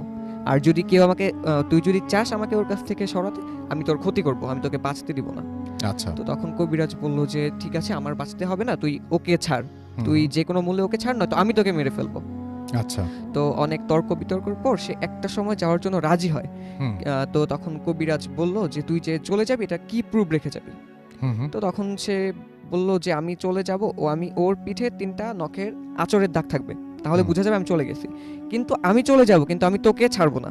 হুম। তো তখন কবিরাজ যা যা করার করলেন। তো একটা সময় দেখা গেল যে ওনার পিঠে আসলেই 3টা নখের আঁচড়ের দাগ ছিল। তো তখন বোঝা গেল যে সেটা ওনাকে ছেড়ে চলে গিয়েছে। কিন্তু ওনার সেন্স আসার পর উনি যেটা দেখতে পায়, সেই কবিরাজের পা থেকে মাথা পর্যন্ত সমস্ত শরীরে আপনার ফোস্কা টাইপ, ফোস্কা শরীরে সারা শরীরেই ছোট বড় অনেকগুলো ফোস্কা পড়ে গেছে। হুম। তো উনি যেটা পরবর্তীতে ওনার মার কাছে শুনতে পায় যে উনি যখন সেন্সলেস অবস্থায় ছিলেন তখন কবিরাজ যখন সূরা পড়ছিল তখন ওনার শরীরে আস্তে আস্তে একটা একটা করে ফোস্কা পড়ছিল। তো তার ঠিক 1 সপ্তাহ পর সেই কবিরাজটা মারা যায়। আচ্ছা। তো এরপর মূলত ওনার সাথে কোনো প্রবলেম হয়নি, কিন্তু এখনো মাঝে মাঝে ওনার সাথে কিছু প্রবলেম হয়, যেমন ওনার মনে হয় যে ওনার রুমে কেউ রাতের বেলা হাঁটছে বা মানে কোনো একটা সাউন্ড পায় উনি, আর এখনো উনি কোনো জায়গায় কোনো প্রবলেম থাকলে উনি বুঝতে পারে যে এখানে প্রবলেম কোনো আছে, এটা problem উনি আছে। ফিল করতে পারে। আচ্ছা। তো রাসেল ভাই এই ছিল আমার ঘটনা। Thank you so much. আপনার ঘটনার জন্য আপনাকে অনেক ধন্যবাদ। আমি দেখতে পাচ্ছি যে আমাদের এখানে অলরেডি ফেসবুকে আরও নতুন কিছু মেসেজ চলে আসছে। আমাদের যে ভূত এফএমের পেজটা রয়েছে সেই ভূত এফএমের পেজে আমি দেখতে পাচ্ছি যে অনেকে আমাদের এখানে কমেন্ট করছেন। আমাদের এখানে আছেন যারা, তাদের কমেন্টগুলো আমি পড়ব কিছুক্ষণের মধ্যেই, এবং আমাদের যে টুইটারে যারা লিখছেন তাদেরকে অনেক ধন্যবাদ এতক্ষণ পর্যন্ত আমাদের সাথে এভাবে মানে সবসময়ের জন্য থাকার জন্য। এবং আরিফুল ইসলাম আমাদের লিখছেন অনেকদিন পর শুনছি। আমাদের সঙ্গে আছেন জ্যোতির্ময়, এবং তিনি বলছেন আই লাভ ভূত এফএম। তাহিতুল মাহি আমাদের সঙ্গে আছেন, চিটাগং থেকে তিনি শুনছেন। ইশতিয়াক আহমেদ অপু আমাদের সঙ্গে আছেন, তিনি একা একা শুনছেন। আমাদের সঙ্গে আছেন এমডি শাকিল মাহমুদ, এবং আমাদের সঙ্গে আছেন দেখতে পাচ্ছি আবু নোমান ফয়সাল, এবং আমাদের সঙ্গে আছেন দেখতে পাচ্ছি মোহাম্মদ আলী। এছাড়া আমাদের সঙ্গে আছেন ডিজে মিশু, আছেন আমাদের সঙ্গে এমডি মেহেদি হাসান, আছেন আমাদের সঙ্গে আবদুল্লাহ আল লিমন, আমাদের সঙ্গে আছেন দেখতে পাচ্ছি আবদুল্লাহ আল লিমন ছাড়াও আরও অনেকেই, আশিক ইশতিয়াক আছেন, আমাদের সঙ্গে আছেন অন্ত মালিক, এমডি নাহিদ সহ আরও অনেকে। আমাদের যে রেডিও ফুর্তির পেজ এবং ভূত এফএমের পেজ, সেখানেও আপনারা অনেকে কমেন্ট করছেন, যেমন ভূত এফএমের যে পেজটি which is www.facebook.com/radio.furti, সেখানে bhutfm.russell, www.facebook.com/bhutfm.russell, সেখানে অনেকেই কমেন্ট করছেন। এমডি জুবাইল আহমেদ আমাদের সঙ্গে আছেন, আফরান হাবিব আমাদের সঙ্গে আছেন, আমাদের সঙ্গে আছেন রুমান আকন প্রিন্স, আমাদের সঙ্গে আছেন ইরফান সরকার, এমডি শরীফুল ইসলাম আমাদের সঙ্গে আছেন, জুবাইর আহমেদ রোমিও আমাদের সঙ্গে আছেন, আমাদের সঙ্গে আছেন শুভ বৈদ্য, এছাড়াও আমাদের সঙ্গে আছেন দেখতে পাচ্ছি এমডি রহিম শেখ, বিজে রবি খান আমাদের সঙ্গে আছেন, আমাদের সঙ্গে আছেন জুবায়ের খান শাহবাগ ঢাকা থেকে, আমাদের সঙ্গে আছেন এম জান্নাতুন নাইম ইন্ডিয়া সিমলা থেকে শুনছেন, তিনি অনেক মজা লাগছে। ওকে, আমাদের সঙ্গে আছেন দেখতে পাচ্ছি এমডি রেশাদ খান, এহসানুল ফাহাদ আমাদের সঙ্গে আছেন, আমাদের সঙ্গে আছেন দেখতে পাচ্ছি আরিয়ান রহমান, আমাদের সঙ্গে আছেন হৃদয় টিকে আশিকুজ্জামান, আমাদের সঙ্গে আছেন ধ্রুব ঘোষ, এছাড়া আমাদের সঙ্গে আছেন শরীফা রহমান, আছেন আমাদের সঙ্গে রক বয় আবির, আছেন আমাদের সঙ্গে ক্ষতিকর আচ্ছা আমাদের ক্ষতিকর সিয়াম, আচ্ছা আমাদের সঙ্গে আছেন দেখতে পাচ্ছি। এছাড়াও আরও অনেকেই, এমডি নীরব আমাদের সঙ্গে আছেন, আমাদের সঙ্গে আছেন মুজাহিদ কবির আছেন আমাদের সঙ্গে, এছাড়াও রিফাত সহ আরও অনেকে। থ্যাংক ইউ সো মাচ আমাদের সঙ্গে থাকার জন্য। আমাদের রেডিও ফুর্তির যে পেজটা, সেই পেজেও আমরা দেখতে পাচ্ছি যে আপনারা সবাই আছেন, এবং অনেকেই আমাদের সঙ্গে এই মুহূর্তে আমাদের সঙ্গে পার্টিসিপেট করেছেন এবং শুনছেন। আমাদের এই পেজটির অ্যাড্রেস হচ্ছে www.facebook.com/radio.furti, আর এখানে আছেন দেখতে পাচ্ছি খোকা, আছেন আবদুল্লাহ জুবায়ের, আমাদের সঙ্গে আছেন সিয়াম আহমেদ, লিমন শাহরিয়ার আমাদের সঙ্গে আছেন, আমাদের সঙ্গে আছেন তানভীর আহমেদ শরণ, আমাদের সঙ্গে আছেন আরিফিন আহমেদ ইমন, আমাদের সঙ্গে আছেন, আমাদের সঙ্গে আছেন রাসেল হুসাইন, ইমন অ্যাপ দিয়ে শুনছেন, আমাদের সঙ্গে আছেন মোহাম্মদ কবির হোসেন, শাওন আহমেদ আমাদের সঙ্গে আছেন, জয়নব ফরিন আমাদের সঙ্গে আছেন দেখতে পাচ্ছি SI আবির চৌধুরী, আছেন স্বপ্নিল সাঈদ, আছেন রাসেল হুসাইন, আছেন আফরান রিদু, মোহাম্মদ শফরান উদ্দিন আবির আমাদের সঙ্গে আছেন দেখতে পাচ্ছি তমা আমাদের সঙ্গে আছেন, আরও অনেকেই, মিষ্টি সাথী সহ আরও অনেকেই আমাদের সঙ্গে আছেন। আমরা যেটা করব সেটা হচ্ছে এখন একটা ছোট্ট বিরতিতে যাব এবং বিরতির পরে আবার এখনই ফিরে আসবো। সো আমাদের সঙ্গেই থাকুন, স্টে টিউনড টু রেডিও ফুর্তি FM অ্যান্ড ডু ফুর্তি। Bhoot FM. The night comes alive. বিশ্বাস করা না করাটা আপনার ব্যাপার।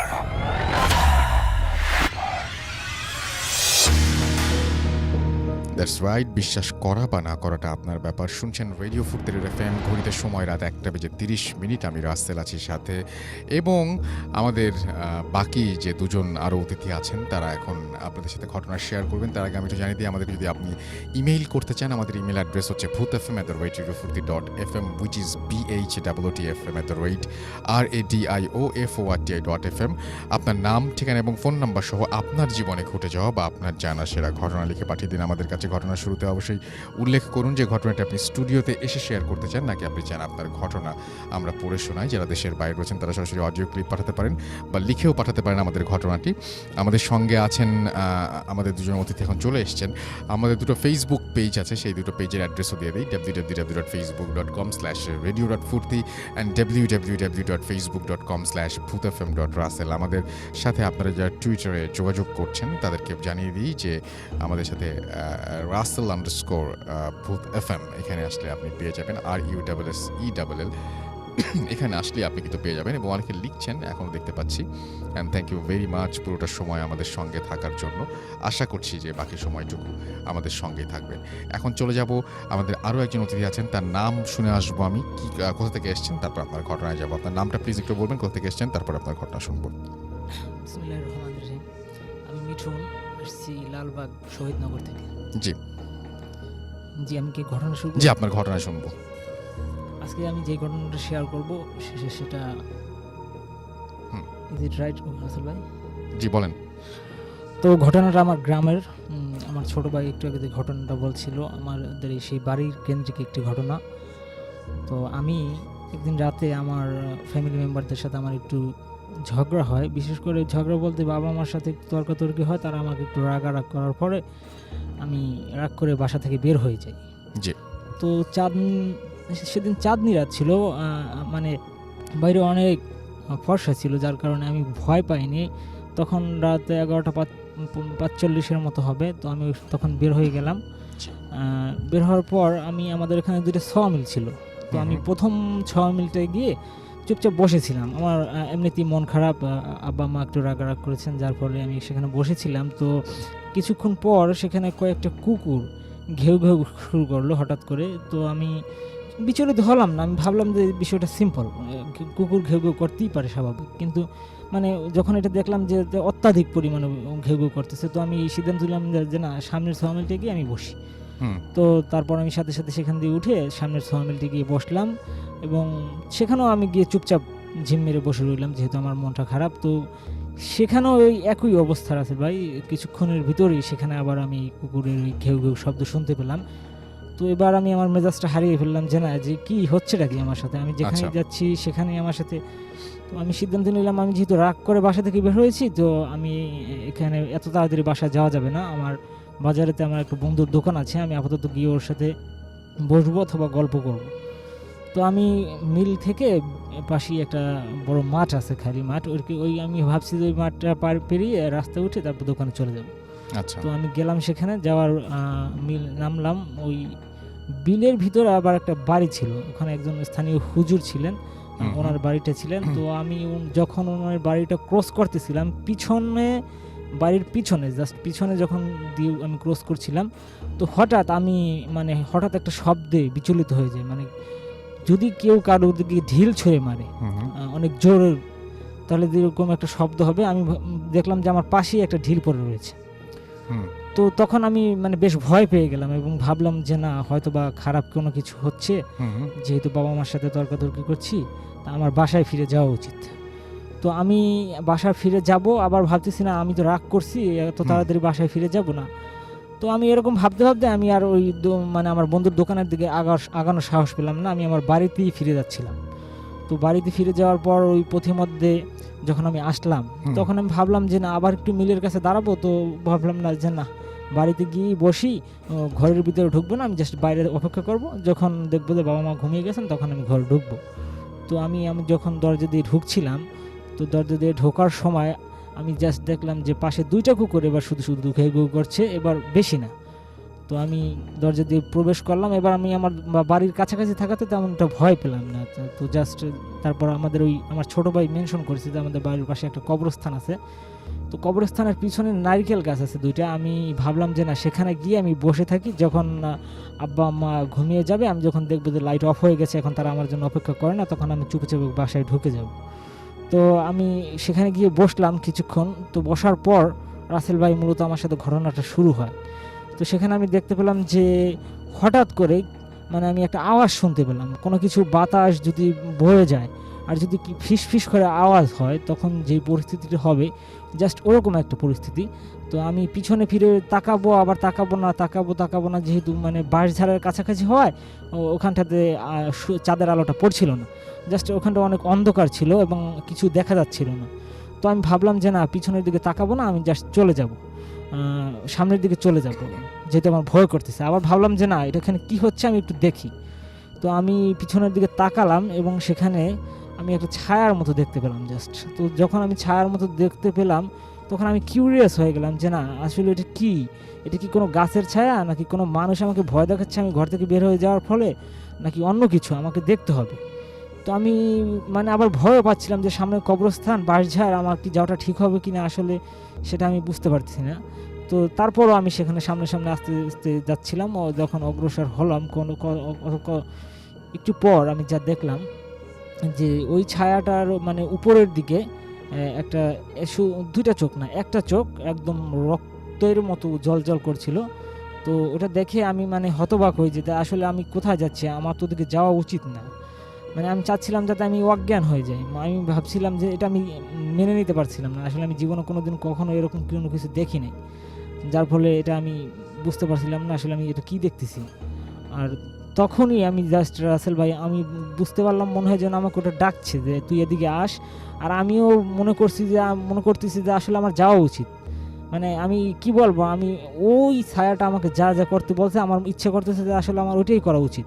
কিন্তু তখনই পাশে আমি আর একটা ছায়া দেখতে পেলাম, জাস্ট সেটা মানে কালো ছিল না। ওই প্রথম ছায়া যে ছায়াটা আমি দেখছিলাম সেটা ছিল অনেক কালো, কিন্তু ওই ছায়াটা কালো ছিল না। আচ্ছা, যার ফলে আমি দেখতে পেলাম যে ওই ছায়াটা আমাকে, আমি মানে দেখলাম আর কি, যে বলছে যে তুমি এদিকে এসো না, তোমার এদিকে আসা উচিত না, তুমি এখান থেকে সরে যাও। কিন্তু যখন এই কথাটা ওই মানে অন্য ছায়াটা বলছিল, ওই যে কালো যে ছায়াটা আমি দেখছিলাম, আমি মনে হয় যে আমি নিজে ওর কেনা গোলাম হয়ে গেছি। মানে আমার মনে হচ্ছে যে ও আমাকে যা বলবে আমার সেটাই করা উচিত। ও যেহেতু আমাকে কবরস্থানের দিকে ডাকছে, আমার কবরস্থানের দিকেই যাওয়া উচিত। ওই যে আর একটা ছায়া আমাকে নিষেধ করছে, এটা আসলে আমি কেয়ার করছিলাম না। তো আমি যখন যাব, তো আমি যখন মানে ওই কালো ছায়াটার কথা অনুযায়ী আমি সামনের দিকে আগাতে লাগলাম। আগাতে আমি হঠাৎ করে অনুভব করলাম যে আমার সামনেই একটা বাঁশঝাড়। তো বাঁশঝাড়ের সাথে আমি ধাক্কা খেলাম। ধাক্কা খাওয়ার সাথে সাথে রাসেল ভাই আমি অনুভব করলাম যে যদি কেউ আমার হাত ধরে অথবা আমার ঘাড় ধরে সামনের দিকে ধাক্কা দেয়, তাহলে মানে যেরকমটা ফিল হবে, আমি জাস্ট ওরকম কিছু ফিল করলাম যে আমাকে কেউ আমার এই ঘাড় ধরে ধাক্কা দিয়ে সামনের দিকে যেতে বলতেছে। আচ্ছা। তো তখন আমি হঠাৎ করে আমার মনে হচ্ছে যে না আমার তো সামনের দিকেই যাওয়া উচিত, আমার তো কবরস্থানের দিকে যাওয়া উচিত না। আর আমি বিশেষ করে রাসেল ভাই দিনের বেলাতেও ওই দিকে বেশি যেতাম না, মানে ভয়, কবরস্থান, বাঁশঝাড় এগুলো আমি খুব ভয় পেতাম ছোটবেলা থেকে। আর কখনো এগুলো আমি মানে ওরকম কিছু দেখলে কি হলো তারপরে আমি শেষ করি। আচ্ছা, তারপরে ওইখান থেকে আমি কতক্ষণ যাওয়ার পর আমি মানে দৌড় দিলাম এবং বেহুশ হয়ে গেলাম। এবং ঘরে যাওয়ার পর আমি ওই বেহুশ হয়ে যাওয়ার পর আমার আব্বা আম্মা এসে আমাকে নিয়ে গেলেন। তো তারপর আমার কিছু মনে নেই। সকালবেলা আমার আব্বা আম্মা যা বলছিল যে মানে রাত্রে নাকি আমি অনেক চিৎকার চেঁচামেচি করছি এবং বলছিলাম যে আমাকে নিয়ে যাচ্ছে, আমাকে বাঁচাও, আমাকে নিয়ে যাচ্ছে, আমাকে বাঁচাও।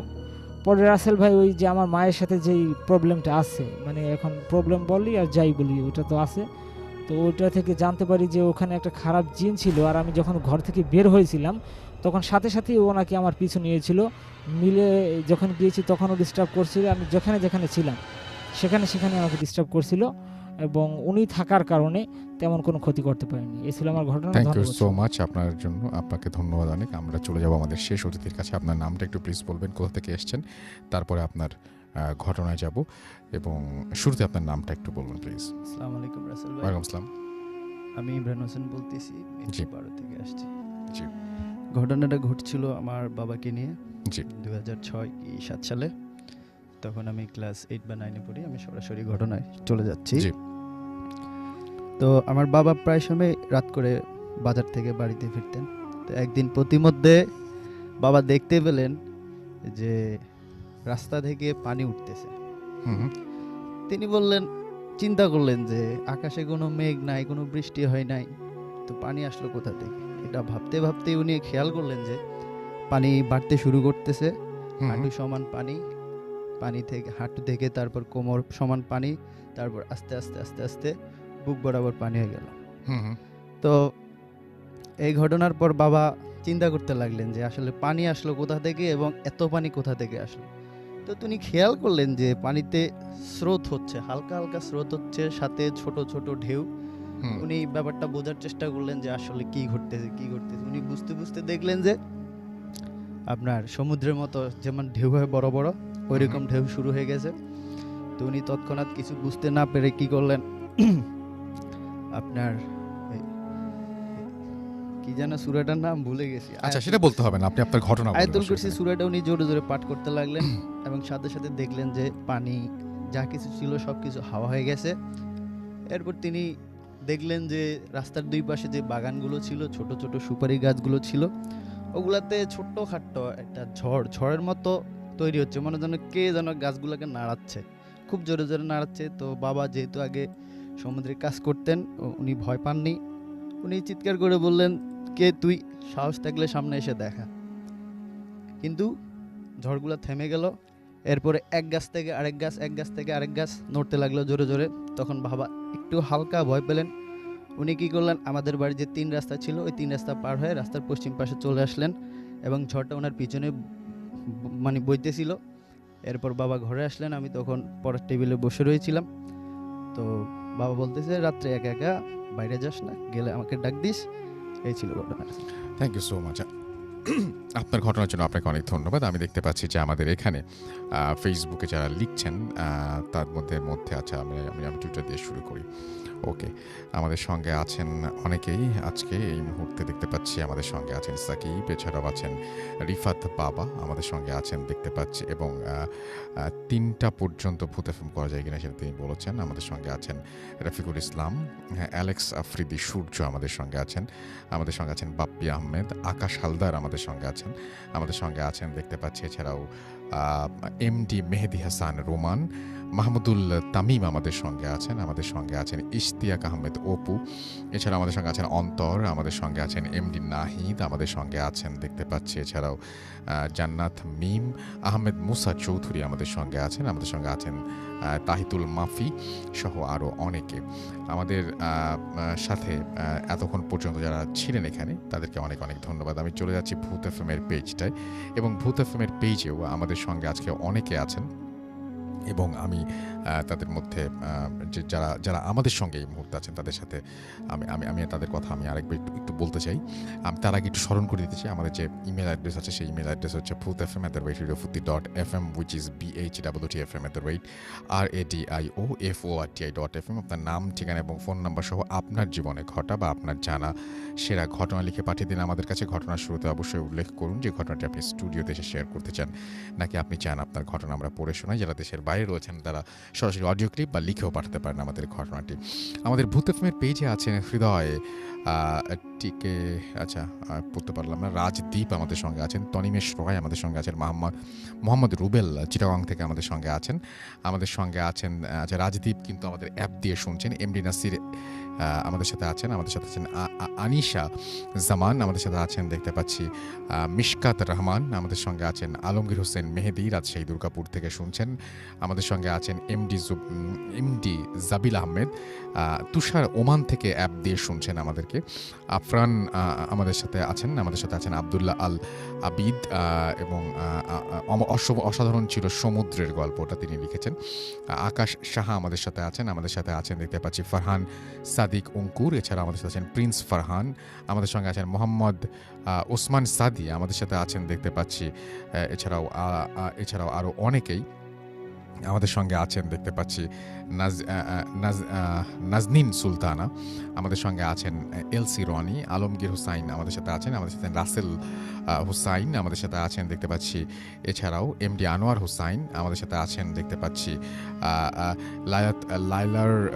লাইলারুজ, আচ্ছা ওকে, রাতের তারা আমাদের সাথে আছেন দেখতে পাচ্ছি, এছাড়াও শরীফুল ইসলাম, মোহাম্মদ রুবেল সহ আরও অনেকেই আমাদের সঙ্গে এই মুহূর্তে আমাদের সঙ্গে আছেন দেখতে পাচ্ছি। এছাড়াও যারা তাদের মধ্যে আমাদের যে রেডিও ফুর্তি যে পেজটা, সেখান থেকে আমি কিছু মেসেজ পড়ার চেষ্টা করছি। আমাদের সঙ্গে আছেন সোহা আক্তার, আমাদের সঙ্গে আছেন দেখতে পাচ্ছি আবু তালহা, আমাদের সঙ্গে আছেন মাহি রফি, আমাদের সাথে আছেন আর জে ফারহান, তশরিফ খান আমাদের সাথে আছেন, আল মামুন রাব্বি আমাদের সাথে আছেন ভোরের শিশির, রিশাদ আহমেদ মনির আমাদের সাথে আছেন, মোহাম্মদ নাজমুল শেখ আমাদের সঙ্গে আছেন, ইয়াসির মাহমুদ সাদিক আমাদের সাথে আছেন, খান সজীব আমাদের সাথে আছেন, ইয়াসিন চাই আমাদের সাথে আছেন দেখতে পাচ্ছি। এছাড়াও মেহেদি হাসান শ্যাম রাজশাহী থেকে শুনছেন তিনি, ইয়াসির মাসুদ আমাদের সাথে আরও অনেকেই আছেন। থ্যাংক ইউ ভেরি মাচ যারা আমাদের সঙ্গে এতক্ষণ পর্যন্ত আছেন। এবং আজকে এতক্ষণ পর্যন্ত আমরা যে ঘটনাগুলো আপনাদের সাথে শেয়ার করলাম, যারা ধৈর্য ধরে শুনলেন তাদেরকে বলবো যে আরও অনেক ভালো ঘটনা হতে পারে। আপনাদের কাছ থেকে সেই ঘটনার প্রত্যাশা করি, এবং আপনাদের জানা এবং আপনাদের চারপাশের মানুষের কাছ থেকে শোনা যে সমস্ত ঘটনাগুলো আছে, সেই ঘটনাগুলো আমাদের লিখে পাঠান।